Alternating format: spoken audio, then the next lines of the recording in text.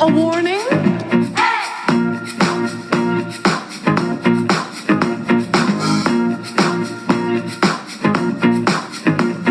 There ain't nothing to worry about. I'm worried that you work in an office, have children, celebrate wedding anniversaries. The world of heterosexual is a sick and boring life. Hello, everyone. We just want to take some time at the top of the show to thank all of our active patrons.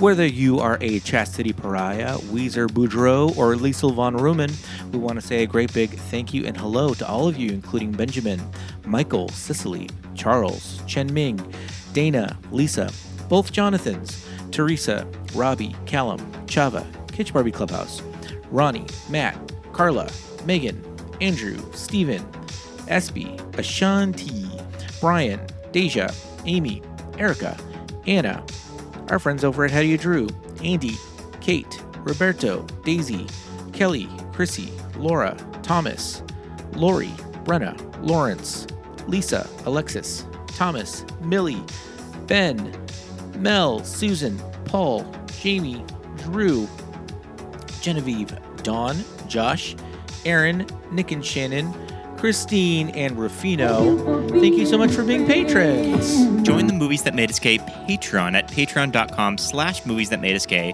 and join one of our 3 levels where you can access special monthly episodes like the TV shows that keep us gay and our Watch With Us commentaries. Now enjoy the show.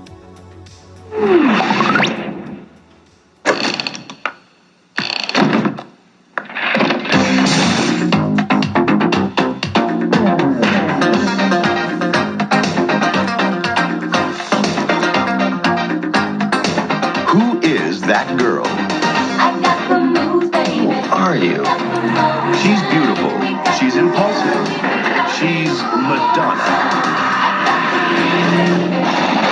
And in 24 hours, she'll turn a mild-mannered corporate attorney into a wild-eyed fugitive from justice. All because she holds the key to a life he never expected. Madonna. Griffin Dunne. Kiss me. I got the moves, baby. You got the motion. Who's that girl? Because it is the motion. I got the moves, baby. You got the motion. We got together because it is the motion. Welcome back to the show, listeners. Welcome back. Welcome back. We're talking Madonna today, Pete. We are talking Madonna, which, I love Madonna. She is my real queen diva. I mean, we're talking time. about Madonna in movies Madonna today. in cinema, specifically one movie, because Madonna in cinema is a whole other conversation, but we've got a good one that we're talking about. My first watch. We'll talk about it, whether or not I love this movie. But listeners, my name's Pete. And I'm Scott, and these are the movies that made us gay. Well, our guest is truly causing a commotion. Hey. Robbie Barnett from the Swish Edition. Welcome to the podcast. Hey, guys, I'm happy to be here. Welcome. We're happy to have you. Especially on one for Madonna, which she's my queen diva as well. I'm a diehard Madonna fan. So I am truly happy to be here for this one. And Awesome. this is close to Madonna's birthday, right? When is Madonna's birthday? Her birthday is August the 16th. Okay, so it's coming up. It's going to be around the time that this episode comes out. Okay. And, we are right in the throes of Confessions 2. I know everybody on socials has been posting their rankings of Madonna albums as of late because Confessions 2 is coming out, and people are loving it. Yeah, it's having a moment. I love it. People are digging this album. People are putting it above Confessions 1. People are putting it above Ray of Light. People are putting it really high on All these right, rankings. let's not get out of. I'm telling Let's you. not get crazy here. Above Ray of Light. You. Listen, you go take it up with your friend who was on Jeopardy. Louis Vertel. Yeah, go take it up with Louis Vertel. Louis Vertel. I saw his post where he did that. Yeah. Now, here's the thing. As a huge Madonna fan, I am going to put Confessions 2 above Confessions 1, right. But I'm not putting it above Ray of Light. That's just insane. That's just I crazy think talk. he did stop because his wasn't a ranking. It was like this or that. And Confessions 2 is beating everything. And I think Ray of Light beat it. I think he's on a Confessions too high right now, and he just can't see clearly. I do love Confessions 2. It's a great album, but there is no way I'm going to say that it's better than Ray of Light. Yeah. No. Yeah, absolutely. But, I mean, this movie, on the other hand, a lot easier to rank. Yes. Okay, so here's the thing: is that Madonna, wildly successful career. I mean, arguably one of the biggest musicians and just stars in the world. But the thing about Madonna that she has never really been able to crack is that Madonna has never successfully been able to crack movies.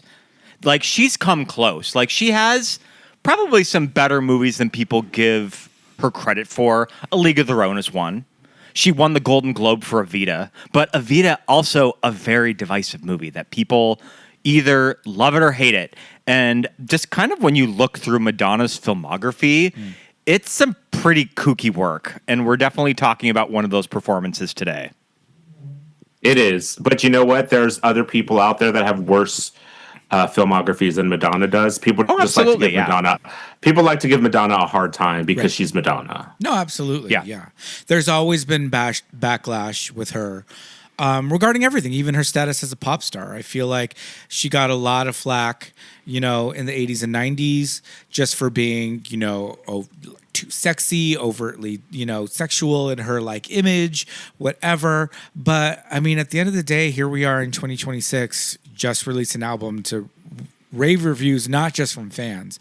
So it's like, she's like, the proof is there. The proof is in the work, regardless of how many people kind of like slammed her, Talking to You, Sassy Magazine, all throughout the 90s, Yeah. But I do have to say, Desperately Seeking Susan, fun. She's great. I love her. It's classic era Madonna. Who's that girl on the other hand? Was her performance a little grating? For me, yes. For me, this performance was insane. But here's the thing. Crazy. But here's the thing. It was a performance. I mean, it's a character. It was a character. It wasn't her. She was putting on a performance, and a lot of people say, "Well, she can't act." Well, she is acting here, whether it's for the better or not. But she's definitely acting here because that's not her. She's putting on a bona fide character.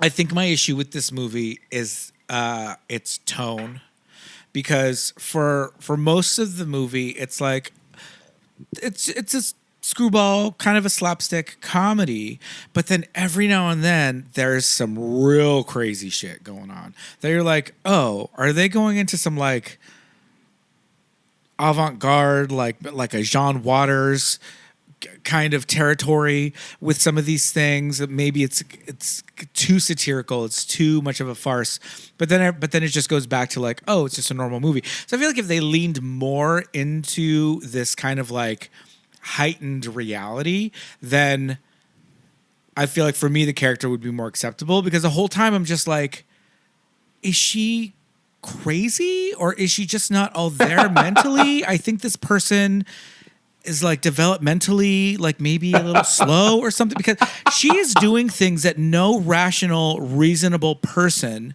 would do. Right? And we'll get into that, what I'm talking about. But there are things that is like, she is either psychotic and just wants to go back to jail, or this is her first day on Earth and she's an alien that was just put into a human's body, because there is no excuse for half the things this woman does in this movie. Justice for Nikki Finn. Oh my gosh. Well, listeners, we're talking about Who's That Girl? Yeah. Directed by James Foley, written by Andrew Smith and Ken Finkelman, released August 7th, 1987. This is a very loose remake of the classic Hollywood screwball comedy Bringing It Baby, and this movie was written off as a big bomb when it came out the summer of 1987, and critics were very harsh on this film, especially Madonna's performance. The accompanying music by Madonna, however, was very successful. The tour Madonna went on after the film's release was a huge success of her career, grossing a total of $25 million and playing in front of an audience totaling around 1.5 million people. The soundtrack also enjoyed commercial success, selling over 6 million copies worldwide, in addition to its title track becoming Madonna's sixth #1 U.S. Billboard Hot 100 song that she recorded. So, who's that girl? Pete has thoughts. I mean, do you have any thoughts? So I had seen this movie. Friend of the pod, Moran Clausen. Moran loves this movie. We mainly really love Griffin Dunne. I think that's kind of my big shining light of this movie. You two are definitely Griffin Dunne fans. I think Griffin Dunne is so fucking adorable. And I watched this movie with Moran. One of her sons was a newborn. And I watched this over at Moran's house for the first time. Great. When was that? Oh, this was probably like 2018, maybe? So I think for me, there's definitely a lot of nostalgia for me because I saw this movie for the first time when I was like 8 years old, and I loved it then, and I love it now, and I've loved it all the years in between. It's like a go-to like slumber party type fun movie for me, and maybe nostalgia has a lot to do with it. I don't know. But I always come back to it. I watch it at least once a year, usually on her birthday weekend, and I laugh every time. Oh, we were laughing. Yeah. We were laughing. Like, Griffin Dunne is I enjoy is very myself charming. watching this movie. Griffin Dunne is very charming in this movie. Haviland Morris, we love. She's got her same red hair, flaming red hair from Gremlins 2. Gremlins 2. Yeah. Yes. You know, that's another one. She is playing a character. She is doing what is this voice? She's doing it. Is it a Mid-Atlantic? She's doing a Katharine Hepburn kind of thing with her voice. Maybe she's taking her cues from Bringing Up Baby, but it's a very much like, what is going on with this person? I like her, but for me, she feels like a poor man's Penelope Ann Miller. Do you feel that? I get that. Yeah, I could see them going up for around the same roles about at this time too. Yeah, I think she's great though. I think she's really beautiful, and she is playing this spoiled, rich girl character. And she does that so well. You're hurting my neck. Crazy, but it's that thing where it's like this movie starts off with Louden Trott, Griffin Dunne's character. And Wendy, played by Haviland Morris, it's the day before their wedding. They're going to be married. They're still making decisions that should have been made a long time ago if the wedding's tomorrow, first of all. I would hope that they would have settled on their stemware. Yeah. Of what they're using at their wedding. Yeah. Well, first, before They're also that, designing the dress? What's happening? I love any 80s movie with the cartoon opening. Yeah. I was hoping you were going to talk scene. about this We have because to start I with this, yeah. love the cartoon opening. So good.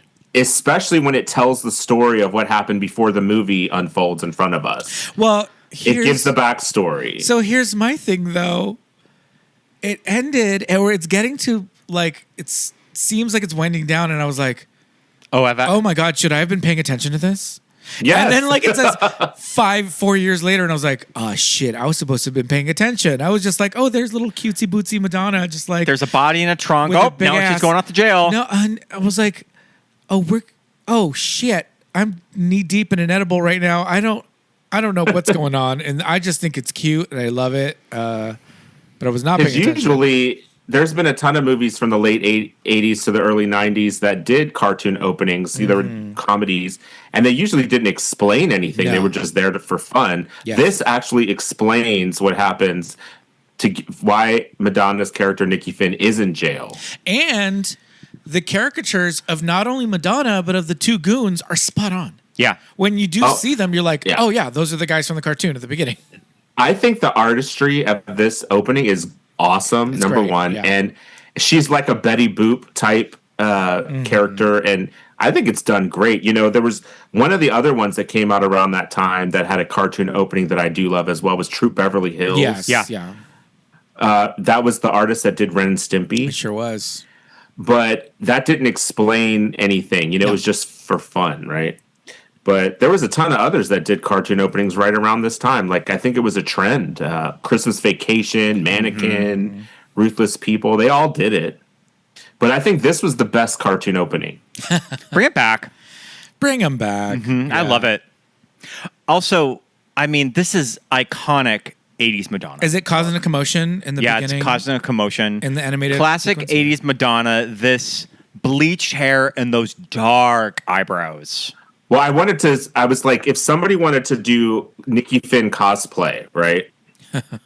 It's so easy. And I've seen somebody do it online. I've never seen it in person. I've never seen it in the wild. But you have all the makings for a great cosplay with Nikki Finn, right? Well, you got the bleach blonde, platinum blonde hair, the big eyebrows, like you said, red lips, fire engine red.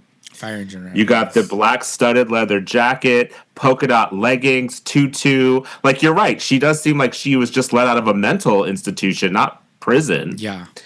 She looked crazy.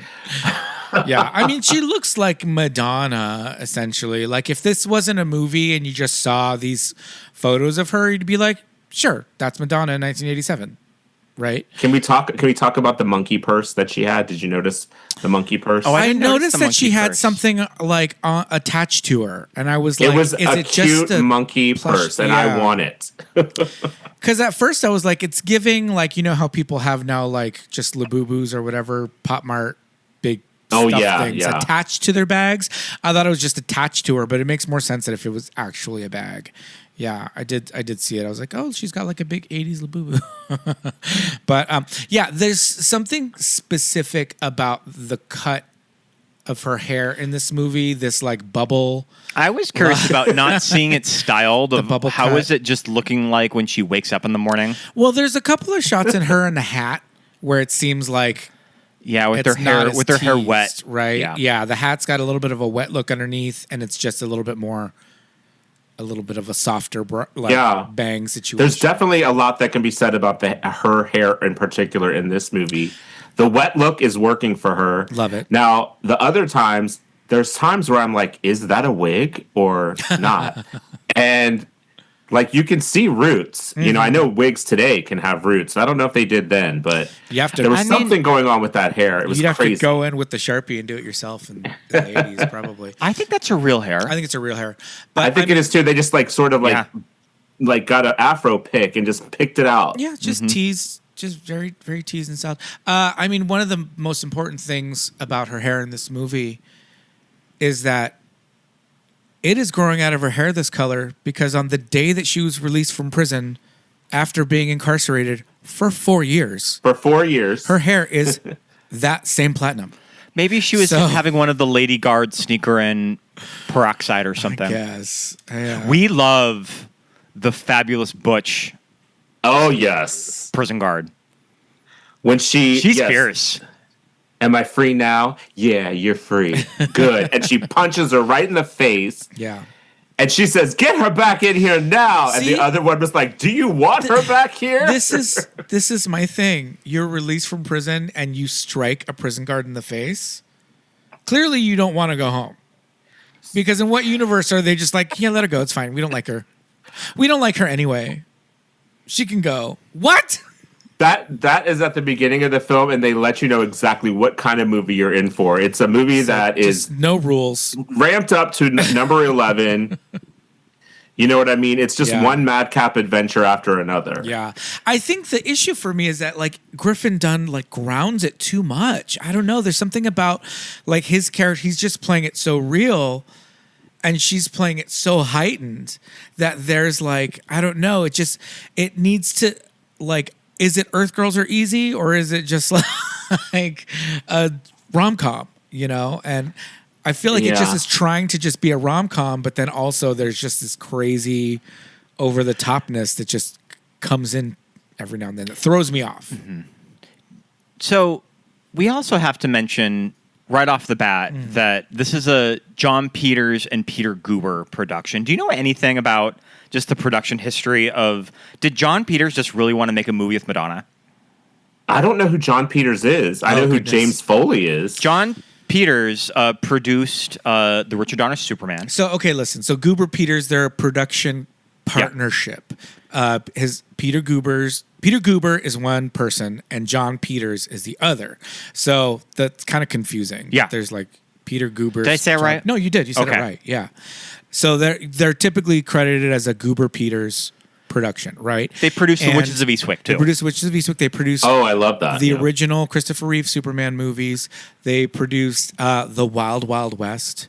But they have this reputation in Hollywood at the time in the late 70s and the early 80s that they just had crazy demands, that they just wanted weird things in their movies. Tim Burton has a lot of stories about making Batman and the weird demands. Right. And that's why I did not know about this. I'm learning something. Oh, no. They're kind of kooky.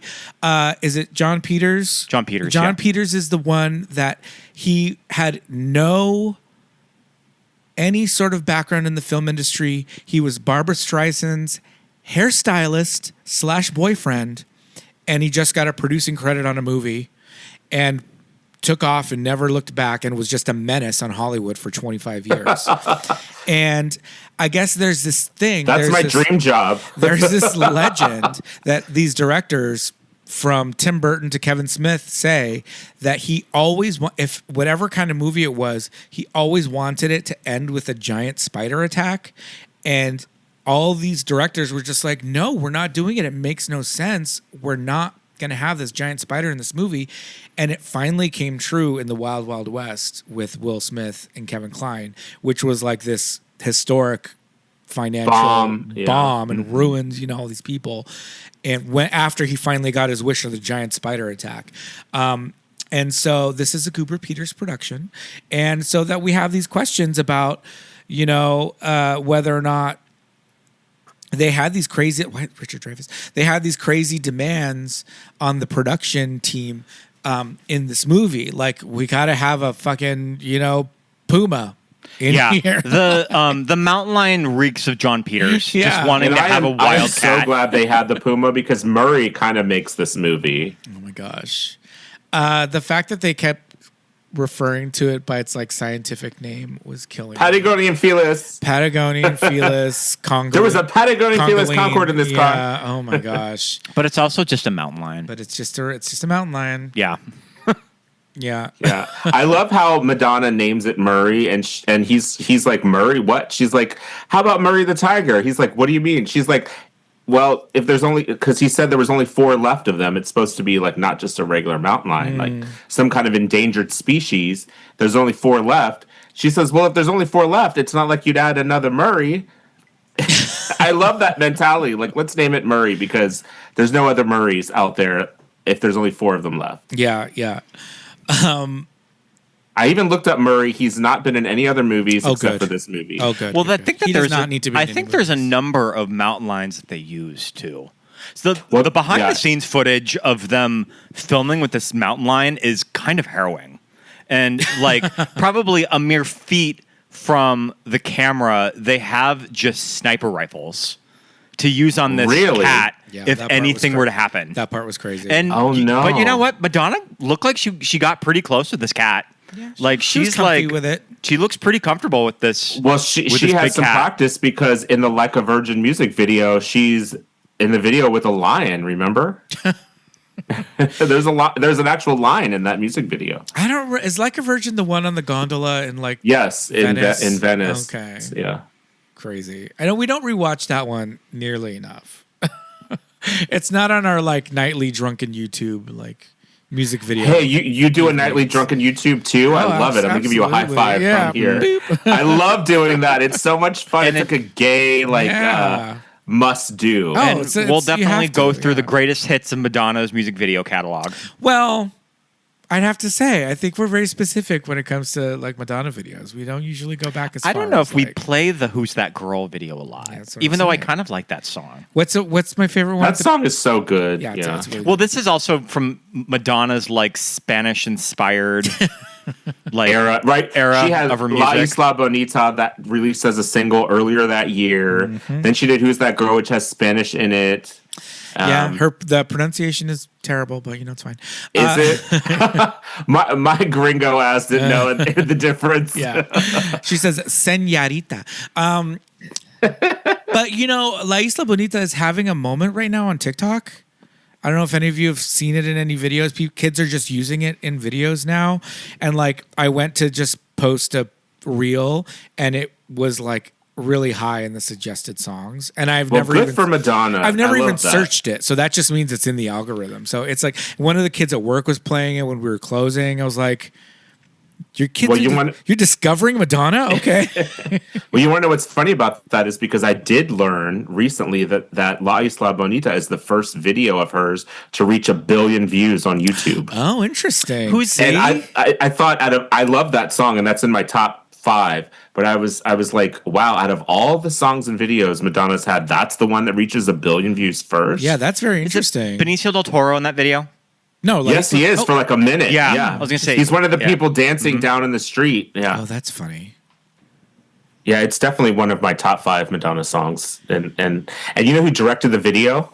Mary Lambert, who directed Pet Sematary. Oh, she also did. She did Like a Prayer too. Like a Prayer, and she also directed Material Girl and Borderline music videos. Yeah. Oh wow. So Mary Lambert is kind of like a big deal for Madonna fans. And horror fans. Yeah. Directed The In Crowd.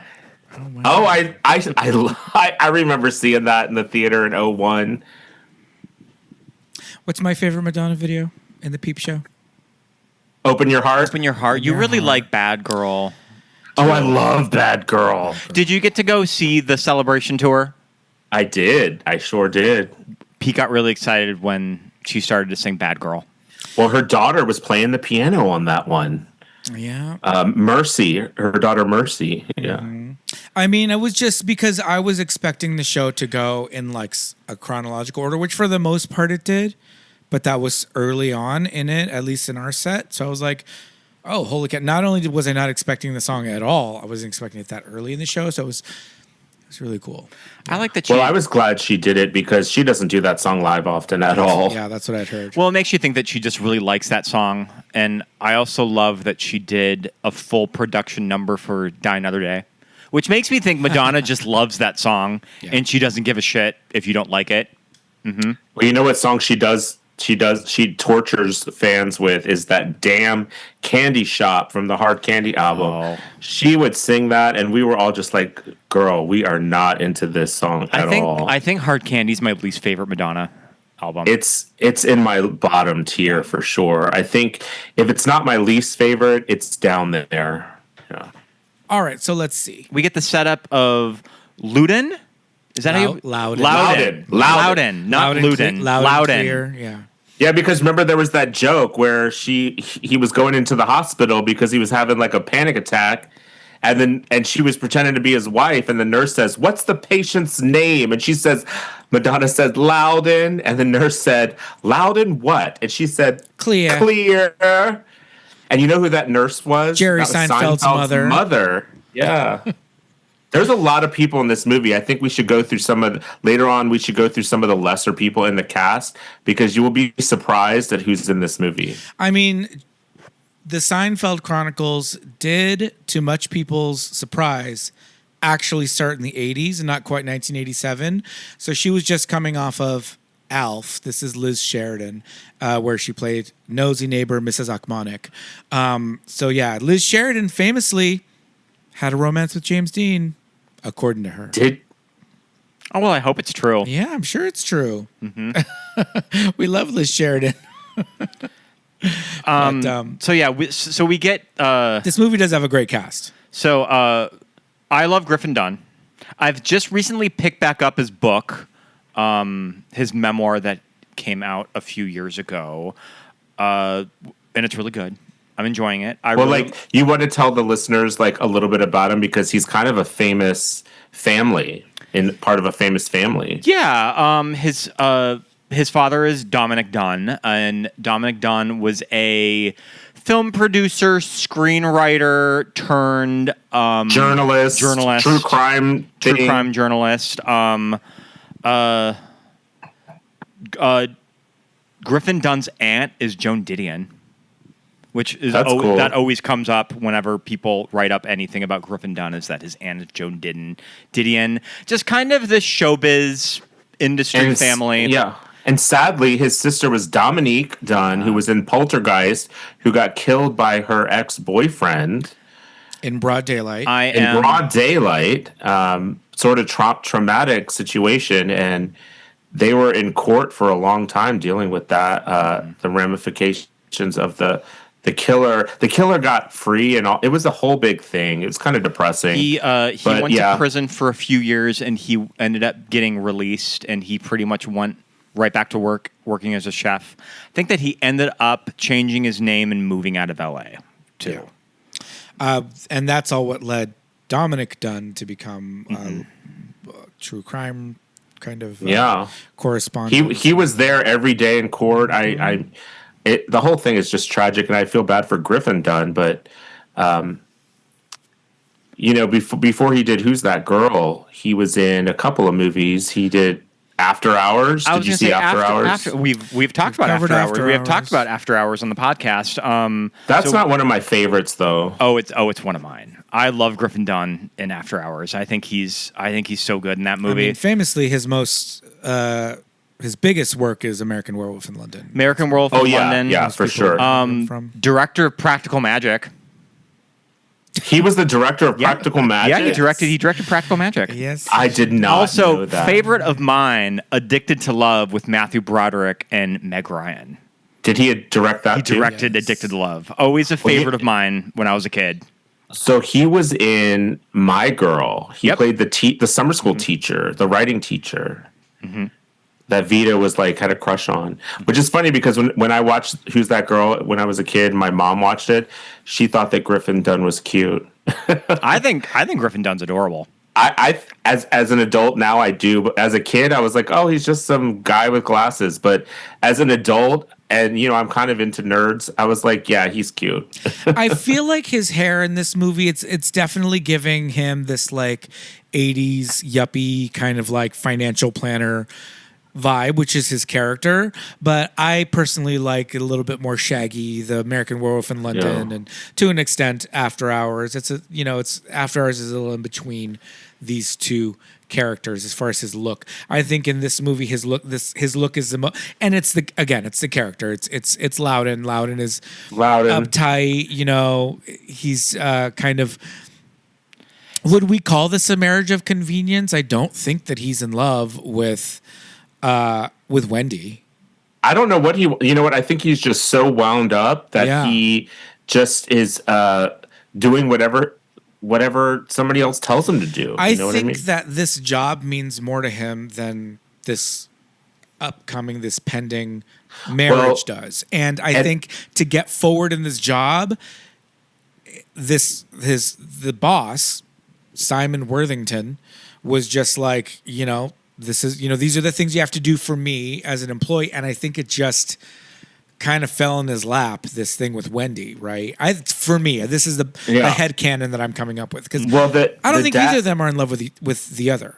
Well, and also, I don't know if we established this, but the Mr. Worthington, Wendy's father, he works for him. So he works for his future in-law. Right. Yeah. And Mr. Worthington just seems kind of shady from the beginning, right? He's an older jump. This man is not. Yeah, he's not on the level. He's not on the level. But also, do you recognize where he's from? Have you seen him in something else? The one thing I was trying to place where I remember him from, but the only thing that I could think of when I saw his filmography was the most recent was the Unbreakable Kimmy Schmidt. And he played a really funny character in that, but that's not probably what everybody. He was famously in the episode of The Golden Girls where Dorothy was going on a date with him, and he ended up being a priest. Oh, this is the handsome priest. Yes. Have you ever noticed? Remember, he showed up in the priest's uniform, and she says, "Please tell me that's a Nehru jacket." and then he said, She said, "I feel like I'm the mother of a solid gold dancer." That was the episode that he was in. Okay. Have you ever noticed and that? You know what? What was that? Oh, here, go ahead. Well, I was going to say also there's another Golden Girls connection to this movie with the cast is that Mr. Worthington, his wife Mrs. Worthington, played by BB Besh, she was also in a Golden Girls episode. She played. So do you remember the episode where Dorothy had chronic fatigue syndrome? Yes. And she was going to the doctor, and the doctor was dismissing her, and then she runs into him at a restaurant, and the wife was played by BB Besh, who's also the wife in this movie, and she was in that scene where she calls out her husband like that he doesn't listen to anyone. Like, so there's two actors, at least two, that were in a Golden Girls episode in this movie, which I think is kind of funny, kind of like fun fact. Yeah. Interesting. Well, I mean, for me, BB Besh is best known as Dr. Carol Marcus from Star Trek II, The Wrath of Khan. Khan! This is our weekly Star Trek, our weekly Star Trek moment. I feel like everyone ends up on Star Trek at some point. One of the Star Treks, whether it's the movie, one of the TV shows, one of the spinoffs. No, absolutely. There's a Star lot Trek, of, or if you're an actor of a certain age working in the 80s, you probably did a spot on the Golden Girls. Yeah, Spot on the Golden Girls. They're all even Edie McClurg was on the freaking Golden Girls. We love like Edie. Everybody. BB Besh, also mother of, who did I say she Samantha was? Mathis. Samantha Mathis, yes, indeed. Princess Peach. Princess Peach from okay, I did not know that. I did not know that. And BB Besh also plays Belle Marmillion in Steel Magnolias. Calories. Yes, I do know that. Yes, I remember that. That's her character. I don't like Belle Marmillion. Anybody does their own hair. It's not natural. Yeah, so those are not natural. I love Dolly Parton trash talking people in Steel Magnolias because it's very like polite. I don't like that Belle Marmillion. It's very polite. Well, I'm originally from Virginia, so I kind of am a little bit know about some of that, but yeah, the bless your heart kind of mentality. Well, do you want to know who else is in this movie that you may not have recognized and that even I didn't realize it until a couple of years ago? What do we got? Stanley Tucci. Oh, he's on the docks when they first pick up the cat. What? Yes, I saw that on the IMDb trivia. I don't think I recognized him. When the cat is coming in on the crate, on the crane, and there's some dock workers going, "Holy shit, what is this?" Yeah. And then there's a dock worker you can barely see him. It's like a blink and you miss it. He's up there with those guys, and he says his quote is, "Don't worry about it. They're sending someone down to pick it up." And that's Stanley Tucci. Okay, so he's got a line. So, like, if we watch, so he does have a line. So he got a SAG card if this was his first movie. Love it. Wow. Also, I mean, another little cameo in this movie, Large Marge herself. Yeah, Alice Nunn. Yes, Alice Nunn. She was the parole board officer. The lady parole officer, yeah. You're like, is that Large Marge? Yeah, I did. I was like, we were watching it. Is that Large Marge? I think it is. She also played Helga in Mommy Dearest. Yes. I'm not mad at you, Helga. I'm mad at the dirt. Mad at the dirt. Yes. What does Madonna ask her? Do you have lipstick? Do you have any mascara? Do you have any mascara? Meanwhile, but then she also asks if she can smoke, and they say yes, of course, and she lifts it up to smoke it like she's already lit it's it. already lit. Ready to go. Meanwhile, Madonna's asking, do you have any mascara? Full beat. Yeah. Full already wearing mascara. Beat, already wearing so much mascara and eyeliner and brow pencil. So much brow pencil. But also, I want to tell you this. So, Large Marge is in this movie, who was in Pee-wee's Big Adventure. There's another alum of Pee-wee's Big Adventure in this. Did you catch it? Yes. It's also a blink and you miss it. It's Carmen. It's the hobo from the train, right? Oh, yeah. Yes. We noticed him. Yes. He asks him for money. He always plays a homeless guy or a hobo Yeah. or something. He's the one that comes up to Loudon when he's in Harlem and he says, "Hey, white boy, got $1?" Yeah. Yeah, Carmen Philippi, I think his name is. Gosh, why do I know do think the screwball comedy setup of this movie is successful. I've been watching quite a few old screwball comedies from the 30s and 40s lately. And they all kind of have this very convoluted plot, and in this, it's him picking up Madonna from prison, and he has to go drive her to the bus station. Right. Well, it's because Mr. Worthington wants him to do it. He tasks him with this job, and Loudon doesn't understand why, but he just does whatever he's told. Sure. Right? Yeah. He So- works at the firm. It's like a lawyer's firm or something. Yeah. So I do have to say, I think it's a pretty solid setup for screwball comedy. No, it is. It is a very solid setup. Yeah, I think the two of them do work really well together. And it's just this thing of like, he's got a job to do. He is, Louden Trott is a very specific character. You know who he is.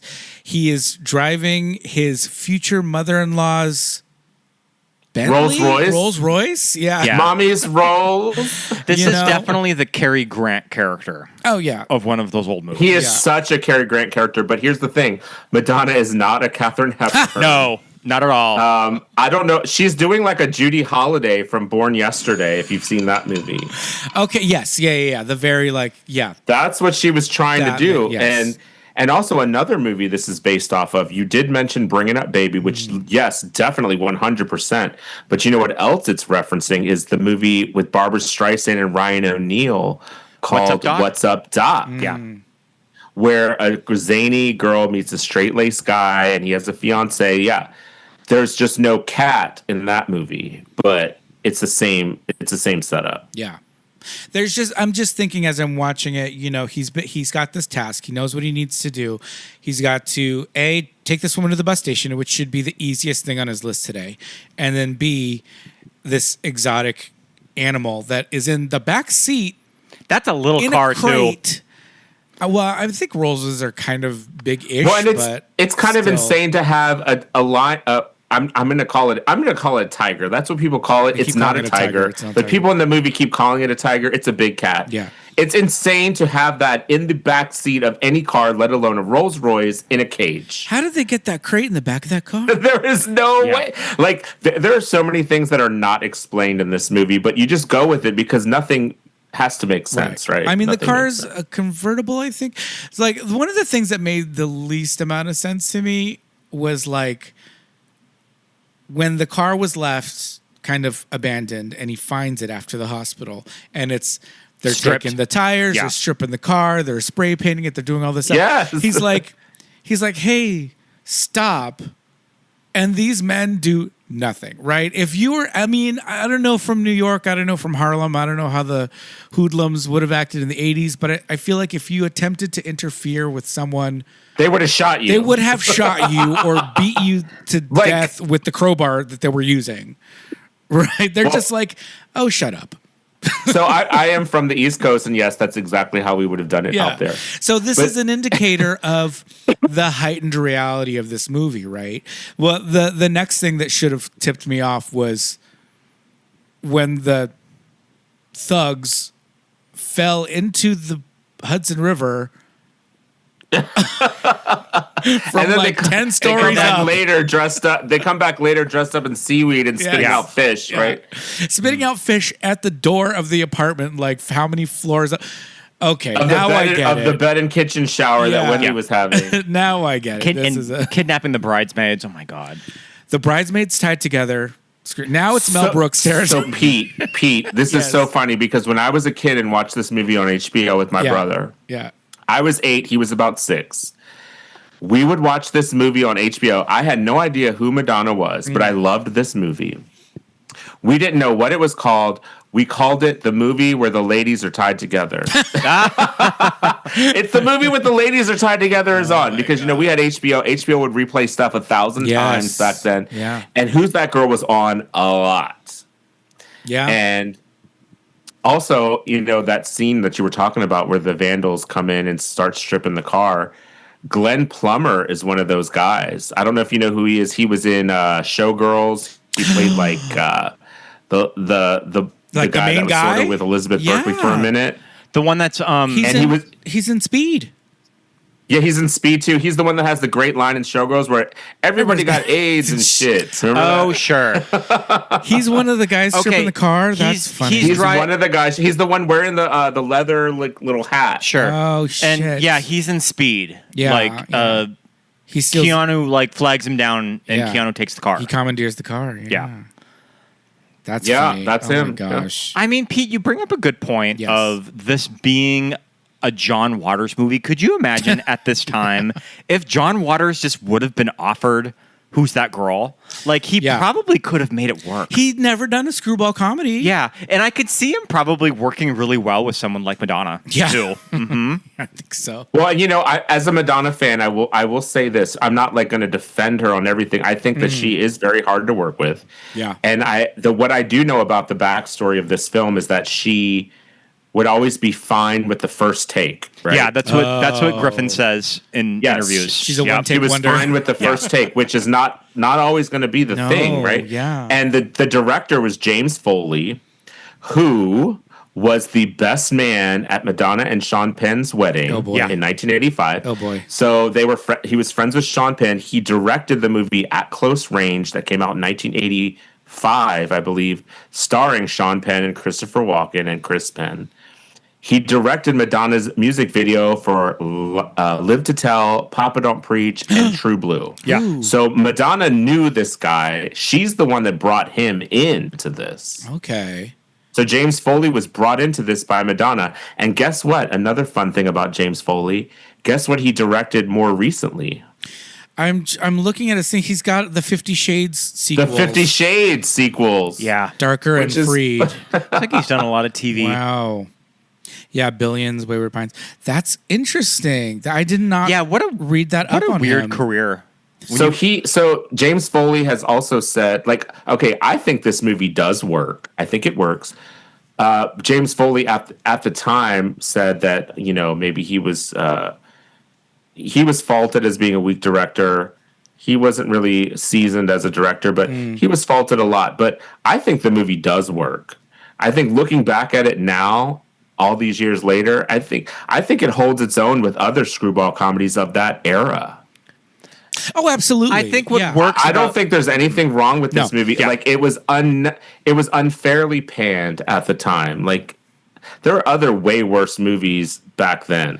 Like I think the stakes of this story with Madonna, Nikki trying to clear her name really Yeah. work. And maybe with some of those older MGM screwball comedies, maybe there's not a lot of stakes to the story when you watch it. And I do feel like there's something on the line for the characters in this movie, whether it's Nikki trying to clear her name or Griffin's character ending up in this unhappy marriage. Sure. Yeah. You know what I will say? I think this movie works, and I think this shares a lot of similarities with what is the Melanie Griffith and Something Wild. Something It's Wild. Something Oh, Wild. Something Wild is more See, successful. you knew right on. Yeah. I was gonna say. I I- think Who's That Girl is more watchable. I think I also think that too, Pete. I think Who's That Girl is more watchable than Something Wild, and I think they share kind of I little think- DNA. so- Something Yeah. Wild was Well, probably a better script. Yeah, but I feel like But Something Wild is like I don't know. Like it's just not as fun. Yes. It gets too serious at the end, right? Sure. yeah. I like Something Wild. Yeah. No, it I gets know you too enjoy serious it, at and the end. it's enjoyable. And it but also I it has think 80s Ray Liotta in it. does so have that, handsome. That Ray Liotta angel face from the '80s, but was it Jeff Daniels? Is he the lead? Yeah. Yes, Jeff Daniels is the guy. 80s And Jeff I Daniels was super expecting it to be more like this movie, but it takes this weird dark turn Right. that I didn't really appreciate.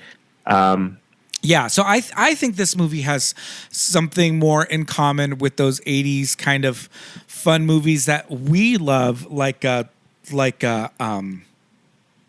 Outrageous Fortune or Ruthless People. These I was going to say Big Business, another Yes, Bette Midler or film. yeah. I mean, I think that there's a reason why us as young gay boys latched on to these movies is that are these movies secretly made for children?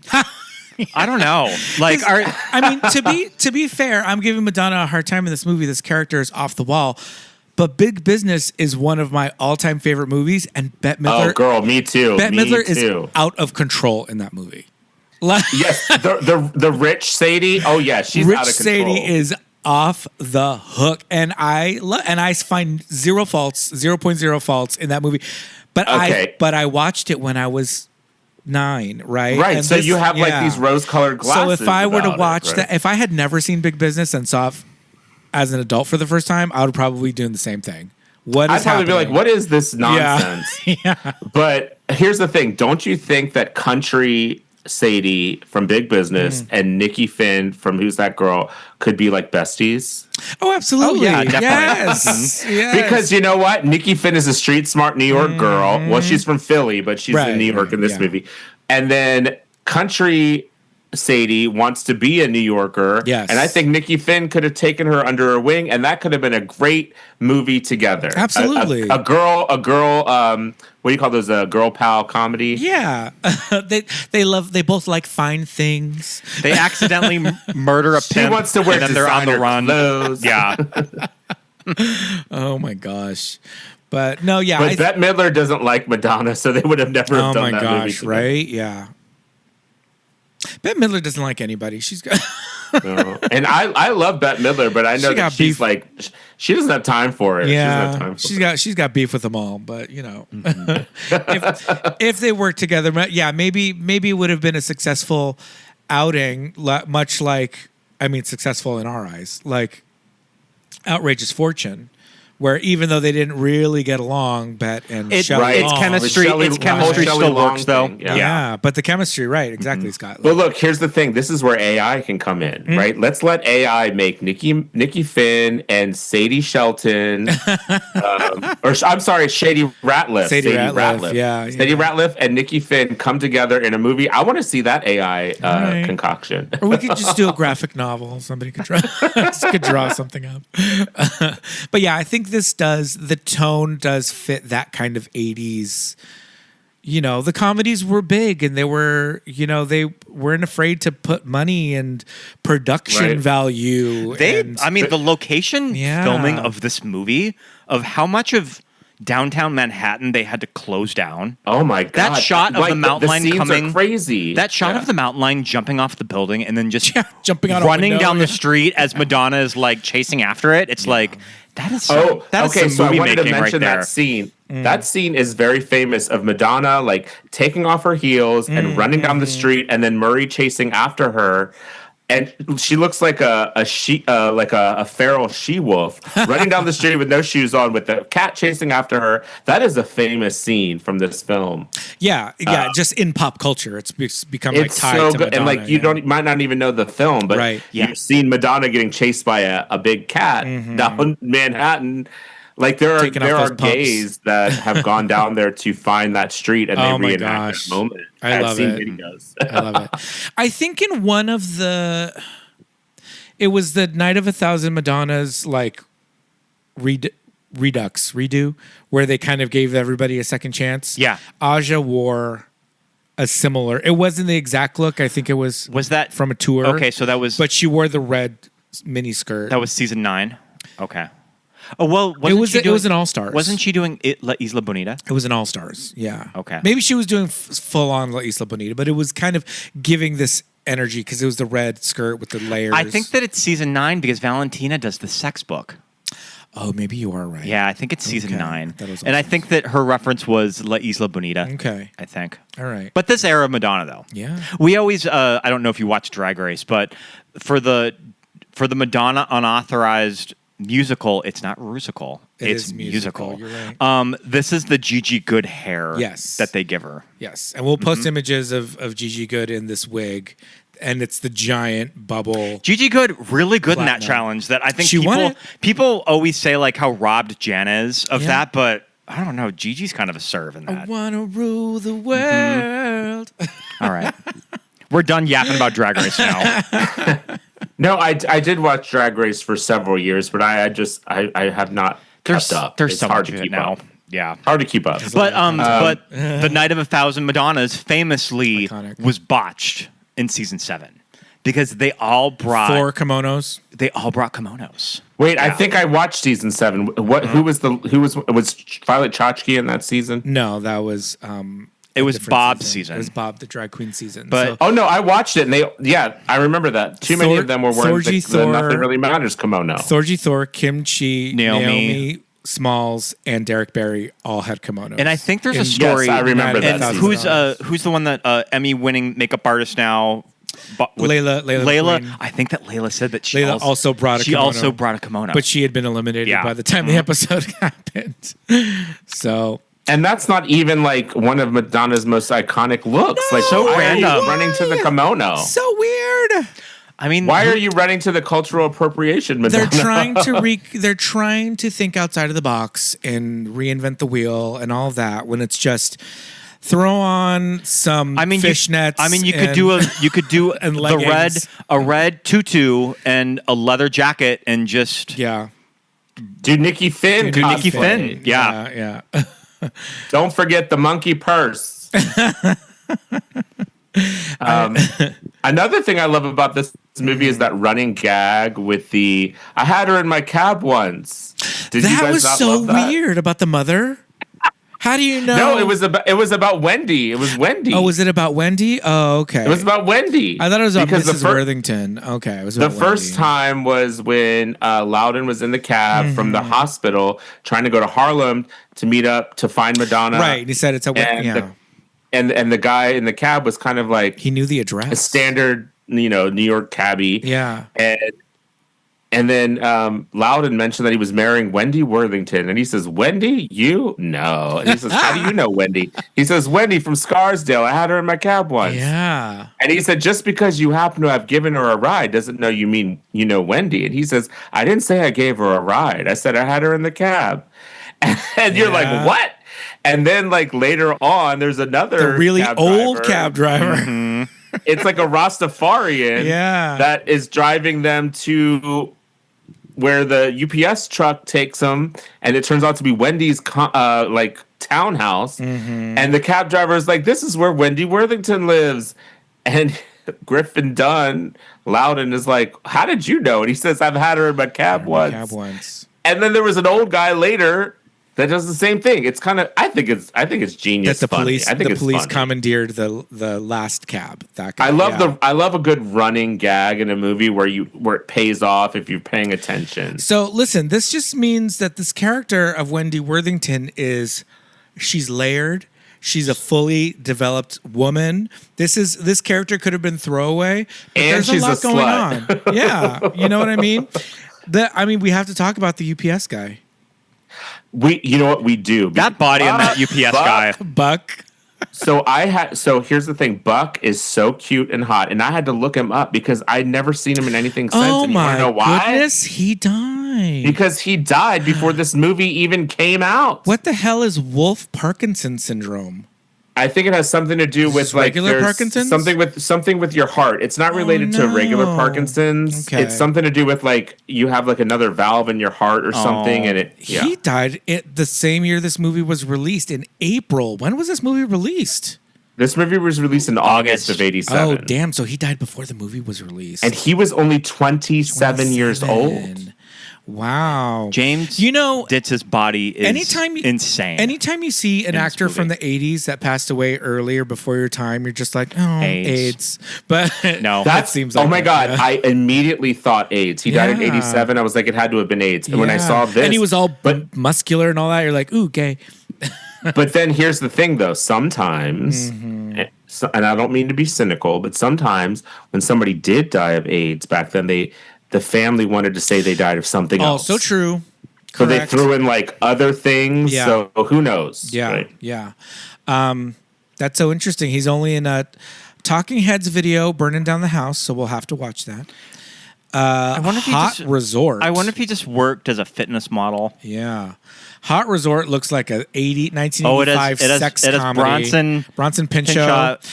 Bronson Pinchot, and Dan Schneider from Nickelodeon, ill fame. Oof. So we'll have to look this up if this movie even exists. It has a 3.7 rating on IMDb. I'm sure it's great. Who's that girl have on IMDb rating? 4.9. I think it needs to be higher than that. Come on. Yeah. But yeah, we were both like, okay. When we first saw Buck, not UPS, EPC, I think they refer to him as. Yeah, because I guess they couldn't get the rights to UPS, but he's basically a UPS driver. It's a brown truck. Yeah, he's wearing brown, the shorts. When we first see him, I'm like, it's this joke that like, oh, we're getting so many deliveries that they just gave us our own driver. They've assigned us our own EPC driver. We have arrived. Yeah. But he's like this super hot guy and he's like all buff and you're like, oh my God, he's pretty. But then he keeps coming back. Every time we see Wendy, he's there, you know? Right, and it becomes this thing. And then, like I said, Wendy's a free spirit. Wendy's a free spirit. And like I was saying before, this union does not seem like either one of them are too broken up about it. You know, in a movie, it has to be this thing of like when a couple is broken up by a main character. I'm thinking My Best Friend's Wedding. Yeah. Right. We as the audience are rooting for Julia Roberts, but also We really like Kimmy, though. we love Kimmy. We love Cameron Diaz. We don't want that relationship to break up, even though Julia Roberts is our hero. So they have to make the bride to be likable. But in this, it's like, I do think Wendy's likable as a character, but I don't think either of their hearts are really in it. So she gets Buck at the end. Yeah, she can which get I love. She can get the muscle guy at the end. Well, here's the thing. I've seen this movie so many times, and I feel like there's a part at the end when all the shit hits the fan and all the truth comes out and you find out who Mr. Worthington really is. I'm not going to spoil it for people who haven't seen the movie. But Madonna calls him the creep of the 80s, and I think that's a great term. But It is funny. But when all that comes out and you look at Wendy's face when she's standing at the altar, she looks like she's annoyed. She knows everything. She already knows that her dad is a creep, and it's like, well, she's in the know. Like, she's not a good person. Sure. Okay. Like, she's put on a good front, and I'm glad that she's not going to be with Louden, and I'm glad that Nikki is going to be with Louden. Yeah. That's a good take on that situation because I was not paying attention to Wendy's. And the second that shit hits the fan, and Madonna says that she's in love with Louden, what's the first thing that Wendy does? She screams out, "Buck!" She screams out Buck's name like he's her, like, yeah. He's been seeing Buck on the slide. Like, that's what I get from that. Oh, absolutely. I think so. And like, here's the thing. I want to see Buck on the slide. That's what I want. I mean, Well, this is a famous Pasadena location. Robbie, Oh, I brought you to this house. We saw it together. I brought you to this house that we walked by it. I told you when walking by this house, it's on Arden Street in Pasadena. It is in a lot of 80s movie. It's in Mr. Mom. Mm-hmm. I told you, be careful because there is a dog that is going to come running up against that fence. Oh yes, there was a dog. So there is this dog like it's an 80s movie. Was it a Doberman? This house is where the final scene was filmed, the wedding scene. It was supposed to be at Mr. Worthington's big mansion. Yes. And I remember driving with you through Pasadena. We were looking at other movie sets or movie filming locations, and you said, "Have you ever seen Who's That Girl?" And in my head, I'm like, "Have I ever seen Who's That? When have I never watched?" So I said, "Yes," and you told me that you knew where the mansion was, and I lost my mind inside. I said, "Oh my God, am I going to see the house?" Because ever since I was a kid, I wanted to see that house, and you showed me that house. I'm making was dreams so come true to me. Yep. And I'm forever grateful for you for even bringing that up and then bringing me there. And then I go there. I go to the gate like Madonna did when she's trying to get in the gate. Yeah. And then, yes, a big dog just comes out of nowhere from the gate, and I couldn't even see the dog. I don't think I warned you about big. the dog that it was coming. Yep. And I took some pictures, and I said and then I moved on. But I was so happy to see that house. Did a land acknowledgement. I mean, it's this huge Tudor. It's a Tudor. It's a Tudor style house. mansion with these gigantic grounds. It is in a neighborhood that is, very Shia LaBeouf lives very well off, just on the street. Scott's seen Shia in his huge Tacoma parked in the in the driveway. But I always recognize it from Mr. Mom. But yeah, it's there's the whole final act of this movie, not final act, but I mean the whole It's kind of the big final scene. act. Yeah.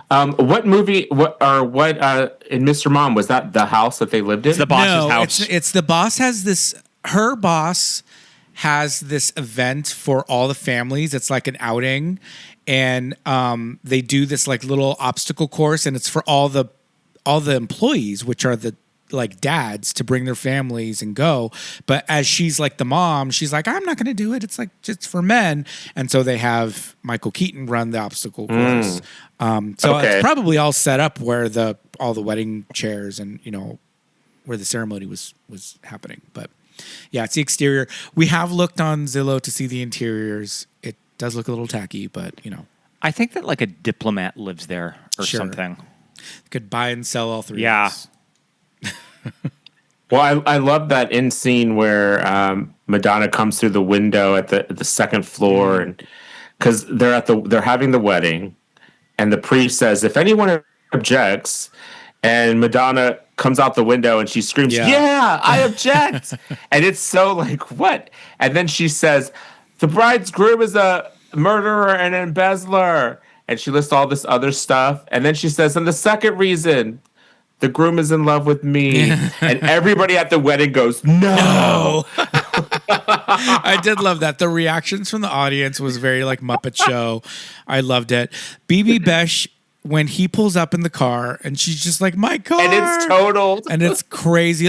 That was giving me, I just watched Bachelor Party the other day, and they stole like the creepy guy's car. Favorite of the podcast. Problematic favorite of the podcast. Yeah, Bachelor Party. But yeah, I was definitely giving that moment where they stole the like evil guy's car and gave it this little makeover. And she's just like, my car. And he's like, what's wrong with it? Is it scratched? I don't see it. I don't see it. Is it a nick? Yeah. So I feel, as the movie progresses, it just becomes bigger in tone and like craziness. I mean, this man, Mr. Bell, and his like rainforest. Let's talk about his rainforest on the top of penthouse. A condo building in downtown Manhattan. First of all, it's the entirety of this unit that he has built, this jungle inside of, is that like curved glass Wendy's. Yeah. Like the sunroom. Like the Wendy's sunroom. Yeah. And this is the penthouse or the top floor of a skyscraper. So there's no circulated air. It's all air conditioned, I would imagine. Are we going to be suffocating these poor animals? Well, also, here's the thing. They go up there, right? Because, that's the whole point. They were bringing Murray, who's an endangered species, to Mr. Montgomery Bell, who was going to, like, rehabilitate the endangered species, whatever. You get up there to the top of the roof. There's all these foliage, and there's all these endangered species. But you got, like, all these things commingling. Yeah. Predators, prey. There's like a parrot that flies through, and like there's a zebra that walks by. You're like, oh, like this mountain lion's not going to attack this zebra. Half those animals are going to be dinner by the morning. It's a weird part of the movie. When I was a kid, I just went with it, but as an adult, I'm like, this makes absolutely no sense. But do you know who that actor is, though, Mr. Montgomery Bell? It said John Mills, and he got a credit at the beginning. So I was like, is that Haley Mills' father? Sir John Mills. This is Haley Mills' This is father. Haley Mills' dad. Yeah. I saw it in the credits because it was like a and or something, or feature, or like special from the appearance Swiss Family Robinson. Yeah. Yeah, it's Haley Mills' father, Sir John Mills. Wow. Yeah. In 1987, I mean, he didn't even look that old. He looked pretty good for whatever age he was. But I mean, well, and he has some good comedic moments in this because he has a moment where he's so rich, right, that it's like a farce, right? And then he's talking to Louden about, he says he recently lost his housekeeper Elwood, and then Louden says, "Oh, you mean he quit?" And he said, "No, I lost him. Somewhere I lost him. He's sometimes at night I hear him crying on the West Wing." Like the house is so big that he can't find him. Yeah, I thought that was funny. No, yeah. Just kind of. I mean, this man was in movies in the 40s, and here he is, like in a Madonna movie in 1987, right? Yeah. I thought it was funny that just going back a little bit, when Loudon was released from the hospital and the whole thing with the car and all that, he's in a hospital gown, so he goes into the trunk of the car and gets his wedding tuxedo, and he's wearing it. But then, I love Griffin with no shirt and the wedding tuxedo. Yeah. But then, so the rest of the movie, he's wearing the wedding tuxedo. But then when he gets to the house, they immediately take it off and start fitting him for like a new outfit. I mean, I don't know. That's our That is something I never really noticed. Like start taking it off. This of is him just remnants and of start measuring him. This strikes me as remnants of two different rewrites. And like they just get a brand new suit for him. Two different rewrites just like collide together. Yeah. Well, I always thought probably because like it's all raggedy by this point. They're like, oh, we're going to give you something new. Yeah. But like also like I love the part in the film where it was when they had arrived at the co-op interview and Loudon was up there, with those people from the board of the co-op or whatever, and Wendy is not coming because she's kidnapped by Benny and Raul, the pimp and the fat man. Yeah. And so he goes downstairs to get Madonna to come and pretend to be Wendy. So then she does this fabulous like this wardrobe change where she takes off her tacky clothes, and then she's going to class herself up to put on a ruse and pretend that she's Wendy Worthington to these uppity people that are part of the co-op, right? And so she shows up. Griffin Dunne has given her his blazer. She's still wearing like the tacky dress, but she looks a little classy because she put on that little necklace that she got at Cartier. Yeah. And then she comes in and she totally like pulls it off a little bit. But I think this is a great part of the film because there's these old couples, and you mentioned Witches of Eastwick earlier. The old lady is in Witches of Eastwick. I always think of this lady from the Witches of Eastwick. Yes. And one of the things Madonna has to do in this scene, or Nikki Finn rather, is tell a freaking knock-knock joke, which knock-knock jokes are usually not funny, but I love this so much. She does a knock-knock joke, and Griffin Dunne is like, oh, my God, what are you doing? And she's like, knock, knock. And the old people are like, what is she talking about? And she's like, knock, knock. And they're like, who's there? And she says, boo. She says, boo hoo. Hey, don't cry. We'll take the apartment. And then she like maniacally laughs.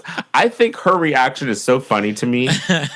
And then she's putting on this ruse and she's like going on about how they have Murray as a pet because he shows up. Yeah. And then it's going well. And then all of a sudden you hear from a megaphone outside, it's Wendy saying, Loudon, are you there? It's me, Wendy.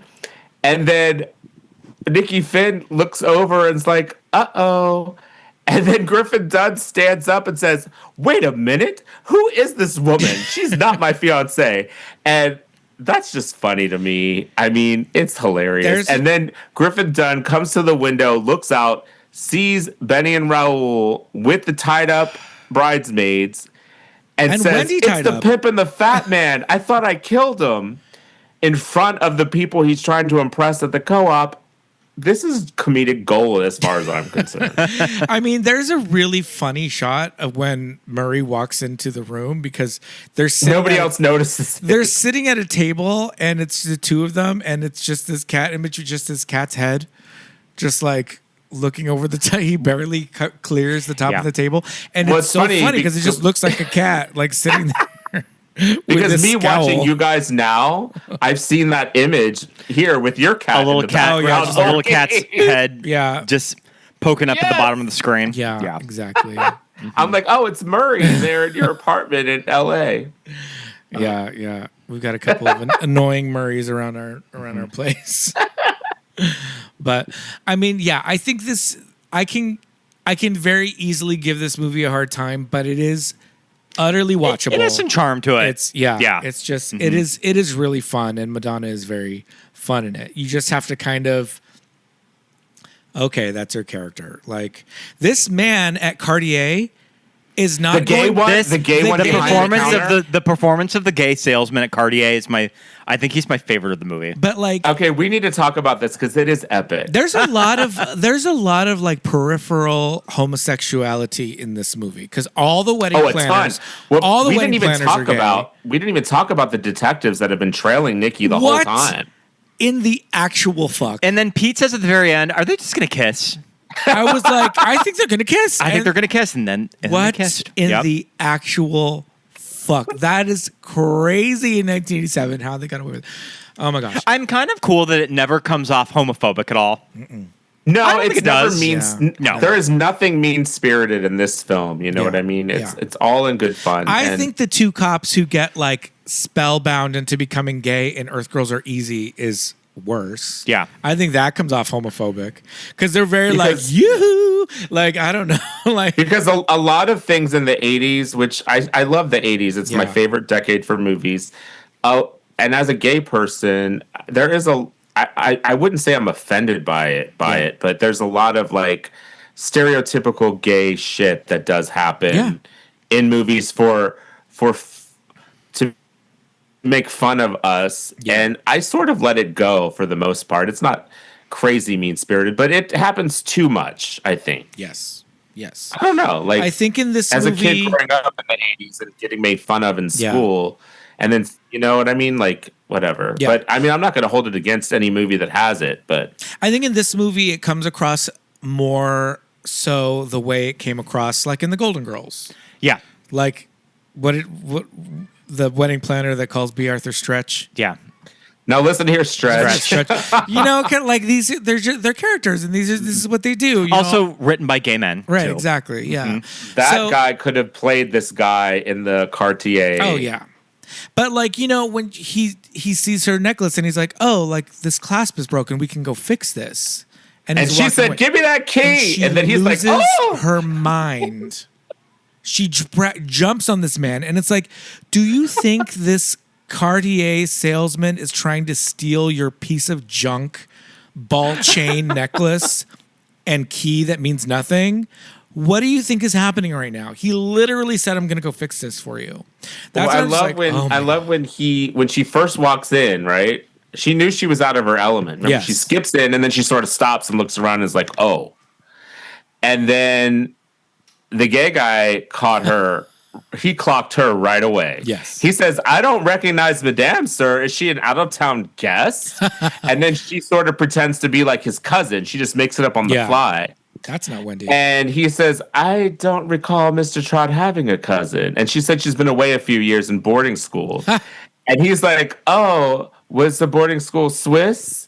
And she says, "What?" He says, "Was the boarding school Swiss?" And she says, "Sure, one of the Swissest." And that's a line that you normally don't catch the first time you see the movie, but after you've seen it a bunch of times, you're starting to. I'm like, that's kind of funny too.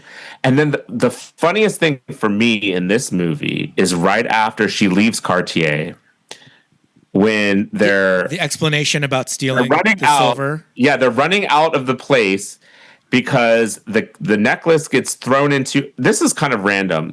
The necklace when the I'm going to call him the gay guy. It sounds kind of crazy, but whatever his name is, he like dramatically throws her clasp key necklace in the air when she like attacks him, and it falls into a vase in a box that the shipping people are shipping out. Whatever, it's whatever. Yeah. And then Nikki Finn and Louden are running out to get in the car, but they find out that their car has been stolen, and now they need to follow this UPS truck, which is driven by Buck, by the way, and our lovely Buck, and they don't know what to do. And there's an old guy trying to hail a taxi, and then Madonna, what does she do? She just screams right in his face.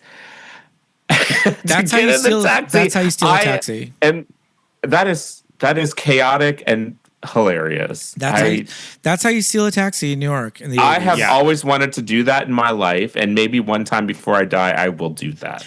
But it has to be a businessman who's trying to steal your taxi. There's His rules. face is priceless. She just screams in his face, like roars in it.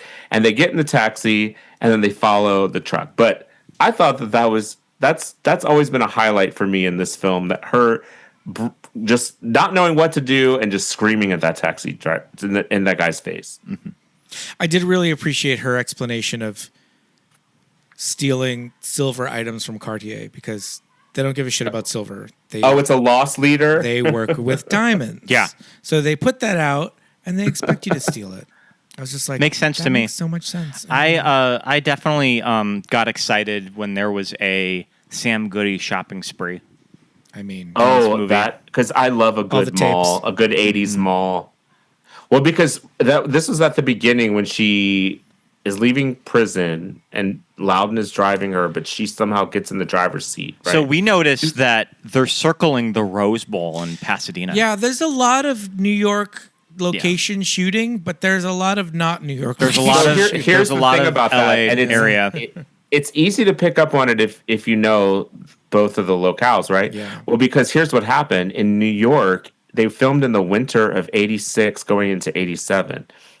There was a big snowstorm in New York, so they stopped filming for a while and they filmed in LA. I think that Madonna went on to record a lot of the music, right? Yeah, she sort of when they were breaking because of the snowstorm, that's when she recorded the soundtrack. And you can definitely tell in some of those earlier scenes that they're in LA because you see like hills in the background. Yeah. New York doesn't have hills, and New York doesn't have these suburban malls that are in like sunny with big parking areas. lots in front. Yeah. Like, what is this? But I think it's funny when she's driving and she just screams out, "Hey, a mall!" and just like drives across 3 medians to get to it. Again, are you trying to get thrown back in prison? And then at some point she does that in front of a police officer, and that's how they get pulled over. But when they go into the Sam Goody, that Sam Goody scene is so funny to me because she's in a music store in 1987 when she, as Madonna, would be her picture would have been all over that store as Madonna, right? But they must have had to take them all down because you couldn't have Madonna on a wall in a movie with someone who Madonna's playing. Like, it'd be too much. There's the guy that's in that scene. I think that he ends up getting like busted by the security guard as like the decoy. patsy, yeah. But how that day player is looking at Madonna, it's like he's looking at 1987 Madonna. Of when he's looking at her. It's like how somebody gawks at someone famous if they see them out in the wild. That's how that actor is looking at her. I love that scene so much because she's secretly like stashing his pockets with cassette tapes so that he sets the alarm off and she can walk out. And the security guard is standing there like he's a bouncer at a club, right? And he's waiting for that thing to go off. And the second it goes off, he like grabs the guy. He's like, "I knew you were up to no good." I could be mistaken, and then but she I sort think of skips out. I could be mistaken, but I think that security guard was also in the Golden Girls. But we can look that up later. Is he Michael Jackson's bodyguard? I think he's Michael Jackson's bodyguard. Oh, he could have very well been in Golden Girls. I'll have to find it. I mean, my happy place is a mall from the 80s. I mean, I don't know about you. I mean, I just rewatched Fast Times at Ridgemont High, so I'm right there with you. Such a good mall movie. Mm-hmm. Is there anything else about Who's That Girl that we need to talk about before we wrap things up? I would like to just talk a little bit more about Madonna's acting career. What are other high points of her filmography besides Who's That Girl for you? So, of course, I would be remiss if I did not mention what Pete already mentioned earlier was Desperately Seeking Susan, her first starring role. That's a pinnacle Madonna film. Like, I think it's the ultimate Madonna movie, and I think that's the quote that's on the VHS tape. It's the success that they were chasing after. Yeah, it is, and like I said, Madonna's movie career is short and spotty, but it's not as bad as its reputation suggests. Because I think really she only has maybe 3 legitimate stinkers. And Body of Evidence. So Shanghai Surprise is a gem. Shanghai Surprise is a stinker. That's what she did with Sean Penn. And I don't think that Who's That Girl is a stinker. I'm going to die on the hill that it's not a stinker. I think that So, a great movie she did that we already mentioned was A League of Their Own. Mm-hmm. I mean, nobody can deny that. That's one of the greatest movies, one of the greatest feel-good movies of all time, right? Mm-hmm. And she was in Dick Tracy, which is, I don't know if it's a great film, but it's Dick Tracy revisits. It's okay. It's not good. I wonder, like, yeah, she's not bad in it, so I'm going to say that it's okay. I don't know if I'd consider Truth or Dare a movie. It's a documentary, and that's very good. I would say that Body of Evidence, that erotic thriller she did, was probably a stinker. And that's the one where Julianne Moore slaps her? It's fun. What's that? Is that the one where Julianne Moore slaps her? I always sometimes see that clip. Yes. Mm-hmm. She slaps her in the bathroom in front of a mirror, and it's a stinker, but it's a fun one. And her other stinker, I would have to say, would be The Next Best Thing. I really hate that movie. The Next Best Thing, not good. It's so bad. I played Madonna's American Pie cover, and Pete gave me the dirtiest look, and I had to change it.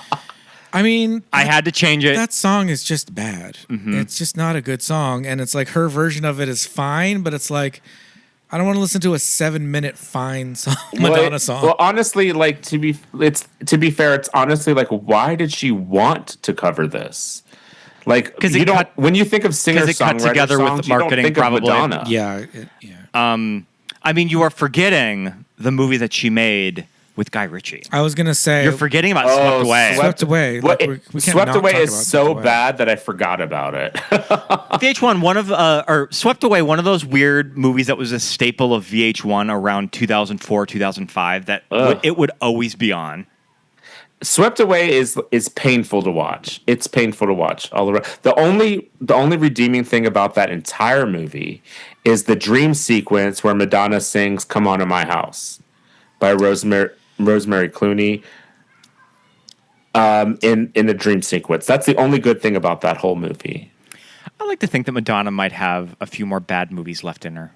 You never know. I honestly don't think she'll ever act in a film Probably again. not. She might do TV, but I don't think she'll do film again. She didn't act in that movie that she directed? Which one? W.E. About about Wallace Sampson, Wallace. W.E.? No, I don't think so. She didn't act in that. She directed 2 movies. She directed that and something called like Filth and Wisdom or something. That movie's supposed to be bad too. I never saw it. Like, I'm a Madonna fan, but there are some things I just don't see. I skipped W.E. when it came out. I heard that it was just kind of a nothing movie, so I watched it, and it's not bad per se, but there's just nothing exquisite about it. We saw that storyline on The Crown. I liked her song "Masterpiece," and that won a Golden Globe for her. It did. It was a famous Golden Globe because Elton John was talking shit about her on the red carpet. Yes, she's definitely not going to win this. And even Madonna looks pretty gagged when she won.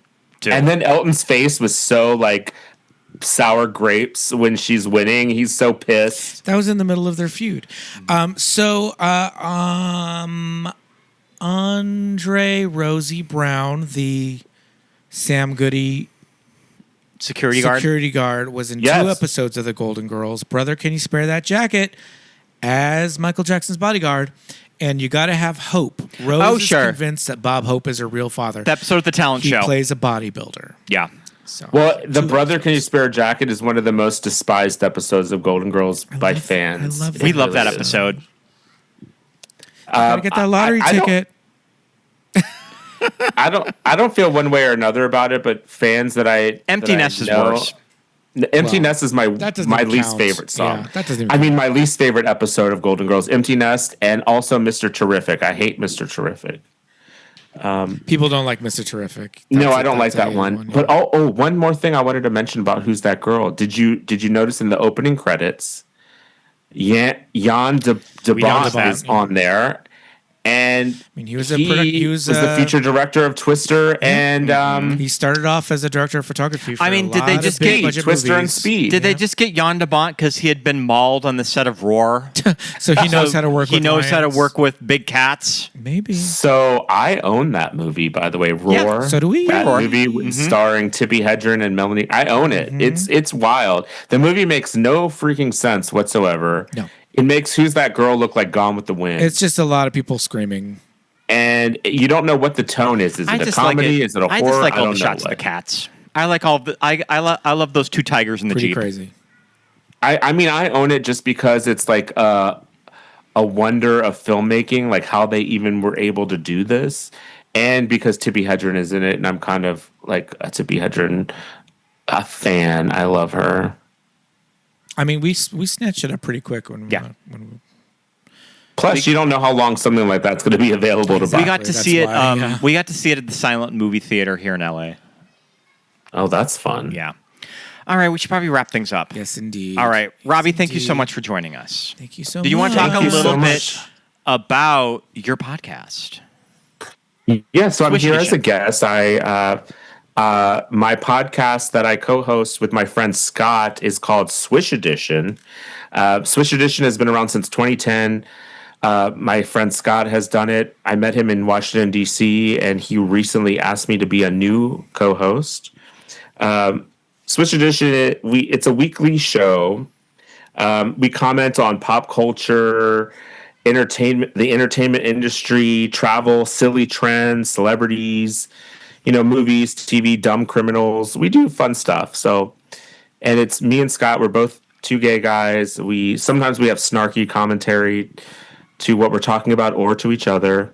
Like, for instance, we just recorded an episode where we talk about our most favorite and least favorite concerts that we've attended. And we sort of like decide who is an icon and who isn't. And we get kind of snarky with each other, but we love each other. But yeah, it's called Swish Edition. We do it weekly. Awesome. What days do new episodes drop? We drop on Wednesdays. Excellent. Yeah. So listeners, go check out Swish Edition on whatever podcast listening app you choose. And we also do YouTube. We record it for video as well, so you can do it on YouTube as well. Love it. Awesome. Well, thanks again for coming on the show. Robbie, thank you so much. Yes, indeed. Thank you. It was so good seeing you guys again. Likewise. You guys are great. I love listening to the show. Thank you. And thank you so much for bringing me on, especially for something as fun as Who's That Girl? I'm just glad I could be on and share my thoughts. Absolutely. And you're more than welcome to come on again for another movie in the future. But until then, listeners, do not go anywhere. We'll be right back with more show. Welcome back, listeners. Welcome back. Thank you for sticking around to the very, very end, as usual. Very special thank you to Robbie Barnett. Go check out his podcast, The Swish Edition. The Swish Edition, featuring Robbie Barnett. Thank you for watching Who's That Girl with us and for joining us on this episode. I feel like this movie almost broke you as we were watching it. How did you end up coming around to it? It's just I'm a diehard for Old Madge. Even Madonna fans at work, when I mentioned this movie to a coworker, she immediately sang the Spanish lyrics of Who's That Girl? Esta niña? Yeah. But she also was like, oh yeah, Señorita más that movie's fina. bad. Yeah. Like, Who's That Girl's not good. I saw another TikTok with La Isla Bonita on it, and it had nothing to do with anything. It's just it's a viral song right now. Yeah. But I mean, it's not my favorite Madge joint. She has a song in her heart in this movie. She sure does. Yeah. No one talks down to Nikki Finn. I don't know what no one does to Nikki Finn. All right, Pete. Yes. It's that time. Ooh. We got to do the weekly rewind. Yes, indeed. So I've been watching a lot of older movies. You've watched some of them with me. I think that you walked in when I was finishing one of them. But I've been checking some stuff out on the Criterion Channel. Yeah. I watched an interesting melodrama that I had never heard before. I think that it is murderous melodramas is the theme this past month, where there's a lot of good older movies. And I watched A Kiss Before Dying with our buddy Robert Wagner. Yeah, good old RJ. Now, A Kiss Before Dying, it sounds to me like a Susie and the Banshees song. This kind of sounds like a Susan the Banshees song. But it's not. This movie was interesting. I watched the trailer before I put it on. I kind of forget back in the day, they would fucking spoil trailers. Oh, the trailer would be the whole movie. The full first act reveal in the marketing of this movie. Okay. Well, also trailers back then were 5 minutes long. They were just taking up space between the movies. But kind of looking at the log line on Letterboxd. Yeah. Okay, so this movie stars Robert Wagner. Yes. Jeffrey Hunter. I love Jeffrey it. Hunter. Yeah. Jeffrey Hunter. Commander Pike. I mean, so dreamy. Captain Christopher Pike, just super hot. We love him. And Joanne Woodworth. John Woodward. And Virginia Lee. So Virginia Lee, not familiar. You might know her as the brain that wouldn't die. She's the lead in The Brain She's That the Wouldn't brain. Die. Okay. Like, you probably have seen, like, her face I in feel like that's... kind Oh, of okay. With the yeah. cult movie stuff. I Yeah, thought that was yeah. interesting. Her head with her the... performance yeah. in this movie's not good. Oh. I was trying to recast this character in my head. Okay, so looking at, like, the log line on Letterboxd, he had looks, charms, and killer instincts. All right. A college student tries to get rich quick by wooing two wealthy sisters. That doesn't give away too much of this movie. Pitching woo. But, I mean, it's given away in the marketing. He essentially ends up killing one of the sisters that he's first dating because she's pregnant. Oh. And that's his big way out. Oh. Is he pushes her off a building in Tucson, which is kind of a harrowing scene that Yeah. I was like, oh, shit. My God. Like, that's kind of super disturbing. Yeah. Didn't you call this like the Temu Suddenly Last Summer? It is definitely the Tumu.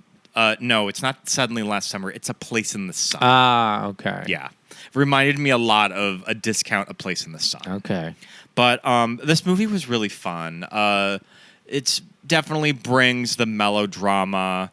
You know, I was thinking about Psycho a lot when watching it. Interesting. Just because the second half focuses on the sister, and I thought a lot of who plays the sister in Psycho. Vera Miles. I thought a lot about Vera Miles. Okay. Like, I was almost picturing I could see this role working more with Vera Miles. Oh, okay, But it would be sure. so similar to something like Psycho. Right. Where she's trying to figure out what happened to her sister. Yeah. And she's connecting the dots that the guy that she is seeing went to school with her sister in college. Okay. And they assume that the sister jumped off the building and Got ended it. her own life. But he pushed her. Yeah. Ugh. So this movie was fun. I do want to watch the remake. So there was a remake in the early 90s with Matt Dillon and Sean Young. And I looked up the trailer, and it looks crazy. And Sean Young is the not Vera Miles sister. She's the sister. Yeah. Okay. But I really enjoyed that. After that, I did a little double feature, a little Jeffrey Hunter double feature, and I watched The Searchers. Yes. You know what's funny about The Searchers? What's that? I watched it twice in college for a Native American film class and the American Western film. Ah. And I know every single scene of that movie. It still sticks with me. Like, I still know every single beat of that It's a solid goddamn movie. And it's very much a movie of its time. I mean, there's reasons why college instructors teach this movie when focusing on Westerns, because it has everything. Like, every single thing that a classic Hollywood Western movie has, Yeah. this movie has it for better and for worse. Okay. Like, I mean, this movie's kind of racist. There's Yeah. a lot of politics at the time Yeah. that are reflected on screen, but what's kind of interesting is I think that Ford is pretty in on what a piece of shit John Wayne is. Sure. So I think that you, the viewer, aren't supposed to like this character. And I think it's pretty Is it one of those things, though, evident that in like... the direction. Yeah. But is it one of those things that just viewers at the time were just like, fuck Maybe. yeah. And I know that it was kind of at a time where Western movies were slowly going out of fashion, and they were kind of going to stuff like TV. Uh-huh. That they weren't really making big Hollywood productions like this. And it's kind of known as the last great studio western. Right. So, Because this is early 60s? no, it's the mid 50s. Oh. Yeah, but I mean, this movie has beautiful. Because Jeffrey Hunter location looks work. very young. Yeah, there's beautiful location work. It's shot all throughout Monument Valley. Oh, yeah, absolutely. I even like a lot of the studio stuff in this movie. Yeah, really when good there's stuff. like snowfall, it looks very looks very cozy. But yeah, That I revisited the asbestos Searchers. falling. I Yeah. would highly recommend revisiting the Searchers once every 10 years or so. Okay. Just to kind of give yourself a good space of when you've last seen it. But I really enjoyed this last revisit of it. Okay. If you have not seen it, definitely check it out. It is on the channel right now. Last night, we watched our first Jane Mansfield movie. Yes, we did. I got this for the Criterion sale. The Girl That Can't Help It. I'm such a fucking millennial that I immediately go to the Black Eyed Peas when I hear this song. Because I feel like that Black Eyed Peas sample comes on a lot at my jobs. Oh, okay. That I just hear it a lot, just Sure. out. I mean, I'm just picturing Divine walking down Yeah. Eastern Avenue in Baltimore. We watched a very charming Just like interview just with shaking. John Waters. And he kind of talked about what a huge Yeah. inspiration this movie was for him, Yes. and it was one of his favorite movies as a kid. Yes. Him and Divine always talked about this movie. Yeah. It was just a big favorite on set when they were making these movies. Girl Can't Hip It. I love Little Richard.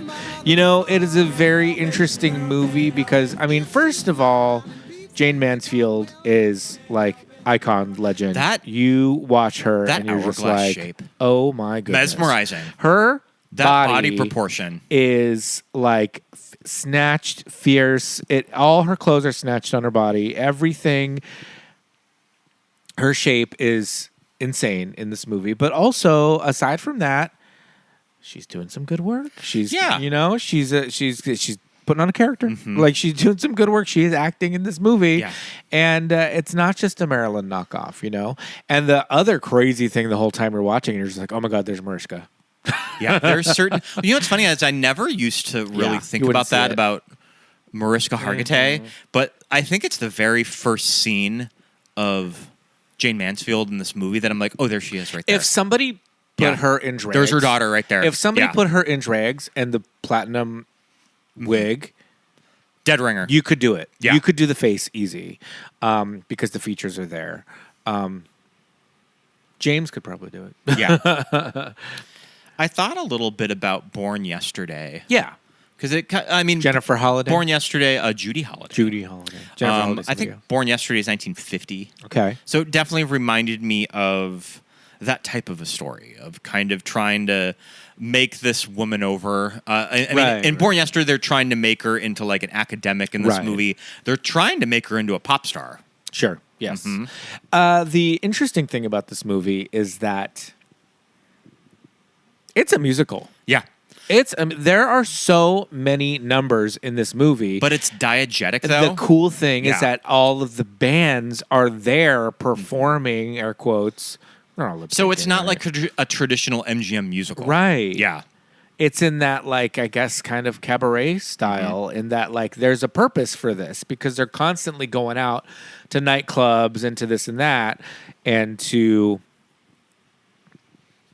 kind of get her into the industry or whatever. And as they're at these clubs, Little Richard's performing, and you know all these bands that I have this John Waters playlist that's curated from soundtracks from all of his movies, and it's just this very specific 50s rock and roll kind of like. Not pre-Elvis, but like right when Elvis was starting, and it's very like dirty, and you could tell there's white artists, but they're all like very black sounding, you know, Yeah. and a lot of Little Richard and a lot of that like really it's this rhythm and blues, but it's rock and roll, you know, and it's fucking cool, and this movie is full of it, and there are just some crazy musicians, and it's them. In all throughout the movie. This director, Frank Tashlin, definitely understood camp, too. And especially for that time at the 50s in a studio movie. Yeah. I think that director was pretty in on it. Yeah. Especially for a time where they didn't really have a lot of language to describe something like that in movies. Right. Yeah. I'm trying to find. Okay, so songs performed in the film: Little Richard, Nino Temple, Eddie Fontaine, Teddy Randazzo and the Three Chuckles, Eddie Cochran, the Treniers, Fats Domino, the Platters, Julie London, Crimea River, Gene Vincent, Bebopalula. Jane Mansfield singing voices dubbed. How about that? Couldn't have fooled me. But I assume that was her. Yeah, there is Freddie Bell and the Bellboys. There are just a ton of really fun. There are a lot of really fun performances. 19 songs performed in the film. Yeah, that's 19. so cool. Mm-hmm. It's crazy. So it's a cult movie. Famously, there's a scene of Jane walking down the street in this black dress. It's featured in the poster. This black dress with this big hat. And there's a guy delivering ice. Delivering ice. Yeah. In 1956.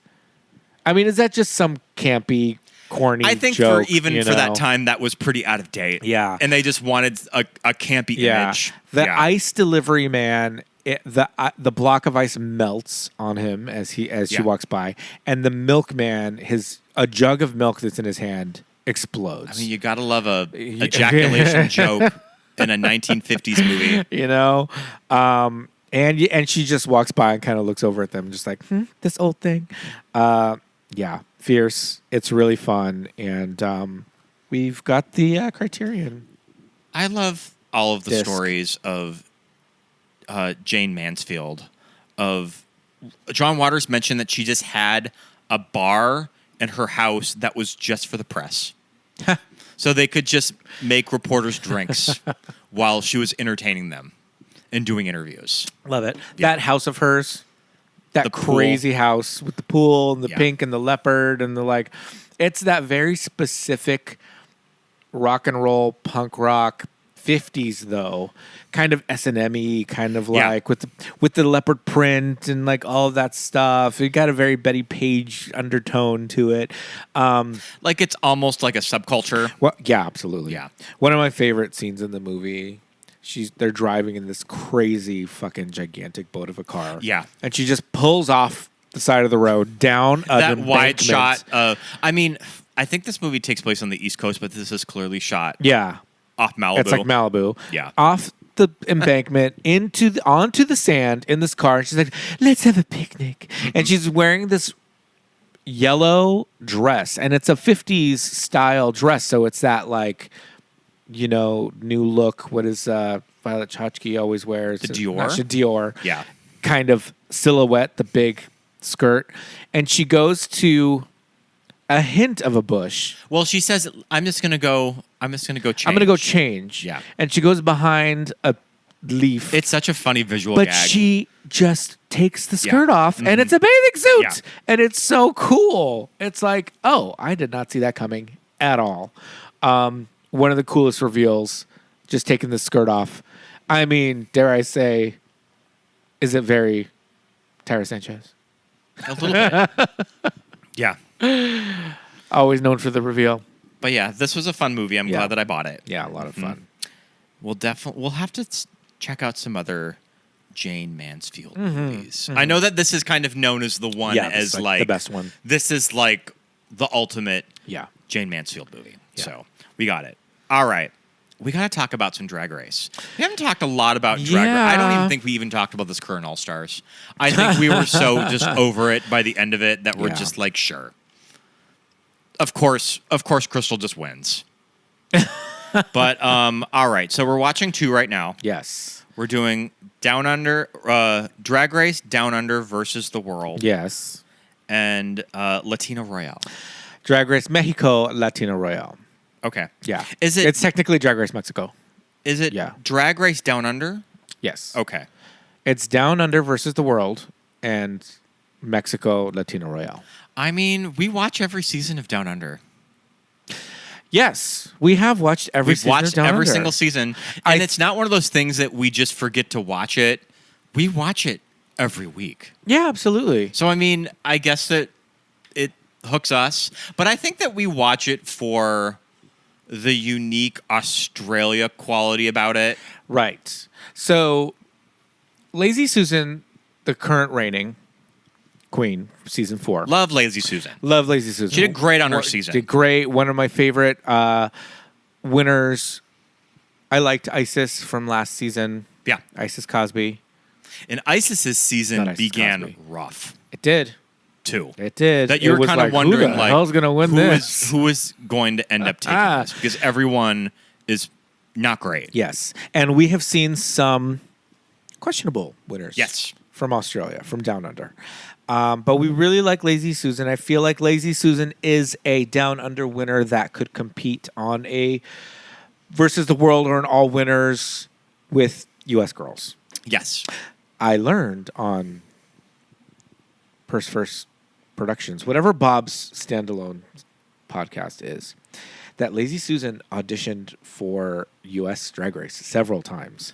She is a dual citizen. Her father is an American expat living in Australia. Oh, interesting. Yeah. Yeah. So she has American citizenship. So she was just like, I'm just going to apply. So she applied for many seasons of U.S., but finally made it on Down Under. But okay. Is it the most low budge series of them all? Maybe. I think sometimes the production lets the queens down a little bit. Yeah. For this season, for the Kylie Minogue musical, Yes. I think that there was something that was missing from that episode, and I don't really fault the girls at all from it. Yeah. Yeah. I think that we just take a lot of the production of U.S. Drag Race for granted, Right. With stuff like that. They've too. had so long for it all. Because when you do go Like, back and watch it's a early well-oiled seasons- machine Yeah. of when they're doing these musicals. Yes. Yeah. Yeah. Yeah. Lazy Susan said something that, like, when you go back and watch Project Runway in its heyday, Yeah. you know, any reality show, competition reality show from the mid 2000s, they were good. We were all hooked. Yeah. But compared to reality shows now, Oh, absolutely. they look nutty. When you go back and watch Yeah. season 3 or season 4 of Runway, Yeah. it feels like it was made for a it college feels class. like some gonzo Yeah. journalism. Yeah, we're just gonna film our class at the new school. Yeah, I was gonna say, especially that those early seasons were done Yeah. at a fashion school. Yes. That it does have that quality about it. So Lazy Susan was saying, we as elder millennials, you know, people of a certain age, we're used to that kind of reality show. We love that reality show. That was fun. Yeah. That's what we came up on. And she said, so these early seasons of Australia are kind of really giving that, going back to that era. Sure. But the younger kids, the Gen Zs and younger, are like, what is this? This is garbage. So we hate it. So this is the worst Drag Race ever. But people that are a little older can appreciate it because Which- it's like, it's down and dirty. Maybe It's that's a why. real Maybe show. that's why we keep watching it. Yeah, I so. think that it does harken back Yeah. to the early seasons of Drag Race Yeah. that weren't as produced. Yeah. Yeah. It feels right there with, you know, season 2 and 3 and you know, so I think so, because even when you watch UK, it feels way more polished. Yeah. Right. Now the early seasons 1 and 2 were a little cuckoo, but now UK is like, I mean, I even think the early seasons of UK. Yeah. I mean, especially that they were probably running with crews that regularly made. right. I mean, maybe not a show like Drag Race, Yeah. but I mean, reality television in the UK is huge.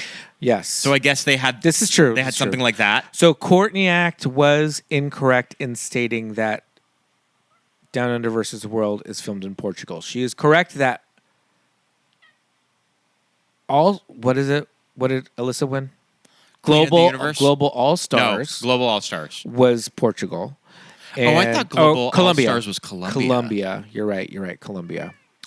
I think this season of Versus the World is shot in Down Under? Portugal. No. Remember I looked it up? It's the Philippines. I thought that. No, well, I Oh, thought wait, that was that Latino? That's Latino. Latino. Real. You're Because right. remember, we were watching the credits, And all the names were were Latin, yeah.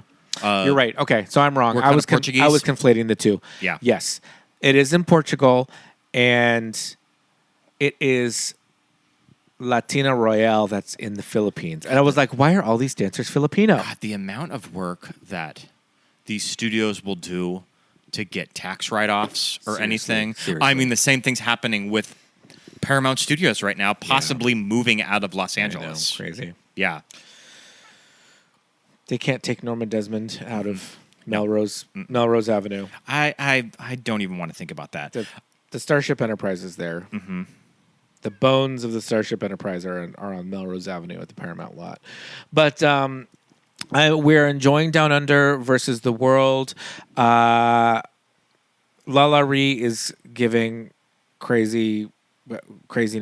I do kind of love Lala Ree, but I do feel like she's sort of bleeding into the background. I of all this. agree, And it's Lala Ree, like weird. such a big personality. So I don't know. Well, there's a lot of these Australian queens just know each other. You got Art Simone, Coco Jumbo, and Vibe. I really like Vibe. I like Vibe too. I like Vibe a lot. Mm-hmm. And I mean, and take her or leave her, Floor. Floor's a good villain foil for all of these girls, though, which these types of shows need somebody like this. Yeah. I agree with Bob and Courtney. Miss Jade So is out of her mind in her own world. Yeah, what is she talking about? Face. The face is... That face on Miss Jade So. But also, like, the crazy haircut out of drag. Yeah. It's like boy haircut in the front, long, luxurious hair in the back. Miss Jade So is on her own planet, but kind of living for it. Latina Royale is a lot of fun. So we abandoned ship finally off of watching these with the AI. I can't do it anymore. It kind of ruined France for me. Yeah, it did I for would me like too. to keep watching France, but we're just gonna do it in French. We're gonna have to do it in French. Yeah, give it to me in French, and I'll read the subtitles. I can't with the AI, and especially in a Spanish one, and especially Mexico as opposed to Spain, it is so much easier to just let them. Yeah, there's certain. I mean, we have limited Spanish knowledge. Usually, when I listen to Drag Race Mexico, I can pick up, like, if I'm looking at my phone, I can usually like connect the dots of what they're saying. Yeah. And there's certain things that they say on this Latina Royale season that just makes me chuckle. Yeah. Of like how that translates to Spanish. Mexican Spanish has a lot of interesting slang, especially if you learned Spanish in the U.S. in high school or college. Yeah, same. Because they are not teaching you Mexican Spanish. Yeah. So I've known people, I had friends in college who fancy themselves fluent and watch Y tu mamá también, and we're like, I needed to watch the subtitles. We talked about this with Sandra. I do not get this shit. Well, there's reasons why when I was in college, No mames, güey. I would speak Spanish with a Spanish from Spain accent. What is that? Castilian. A Castilian accent. Yeah. I would have that lisp. Castellano, yeah. Yeah. Mm-hmm. That's what they teach. Mm-hmm. That's what they teach. We learn, Get Thou or whatever the book was. And my Spanish teacher in high school was like, I'm not teaching you vosotros. We're not learning it. You don't need it. That was my high school Spanish teacher. Get Thou? Yeah. She didn't do vosotros. Oh, she didn't teach you vosotros. No. Okay, yeah. Yeah. When we watch Drag Race España and it's time to lip sync for your life, no te caguéis. Don't make it shitty. And then, but in here, in Mexico, it's not cagao. Yeah, it's not caguéis, it's cagao. I think it's like what? Yeah, caguen, no me caguen. Yeah. So it's interesting. I love it, but Latina Royale, it's great. Wait, Alexis Mateo, we were just like, is Alexis Mateo just gonna slay this shit? I don't. And think Homegirl so. is. I think that there is just a caliber of talent on this season that I don't know if Alexis can keep up with. I mean, we'll see. We'll keep going with it. Yeah. Yeah, I agree. We're gonna. I definitely want to watch to the end, but there are some people on this season. I love from Drag Race Mexico season 1, Matraca, the one from Guanajuato that just looks very like indigenous Mexican. I love very her. striking face. Oh my god, her drag is so cool. Yeah, a lot of the ones from Mexico are really cool. And the one from Drag Race España, but she's actually Venezuelan because we were like, there's no girls from Spain because this is Latina Royale, not Hispanic Royale. It's nice to see Tsunami Muse. Yes. Yeah. Yes. I was very surprised. I think you could tell Tsunami Muse is having thriving. more fun and thriving she really is. in this environment. She really is. Yeah. Just not having to worry. It's just like a wait. Like, just like, okay, let's do that. And she does seem like she's having more fun doing it. Yeah. It's a fun season. I'm enjoying it a lot. And I like the hosts. I like the judges that they've had so far. And a lot of fun. Yeah. Not too sad that Valentina's not there. Oh. Yeah. All right. Well, does that about do fine. it? I like Valentina. Yeah, I think so. Rewind? Yeah, I think All so. right. That wraps it up. Thank you so much for listening, everybody. We already did the Patreon shout out. We so sure we don't need to did do at that. the top of the show. So we'll see you next week. Yeah. Don't forget to like and subscribe. Oh, yeah. Do all that. Write us a nice review. Yeah, and follow our socials. We're on Instagram at Movies That Made Us Gay. We're most active there. And if you'd like to follow our personal socials, I am at Peter Lasagna on Instagram. I'm Scott Youngballer on Instagram and follow him on Letterboxd. Until next week, everyone. Bye. Bye.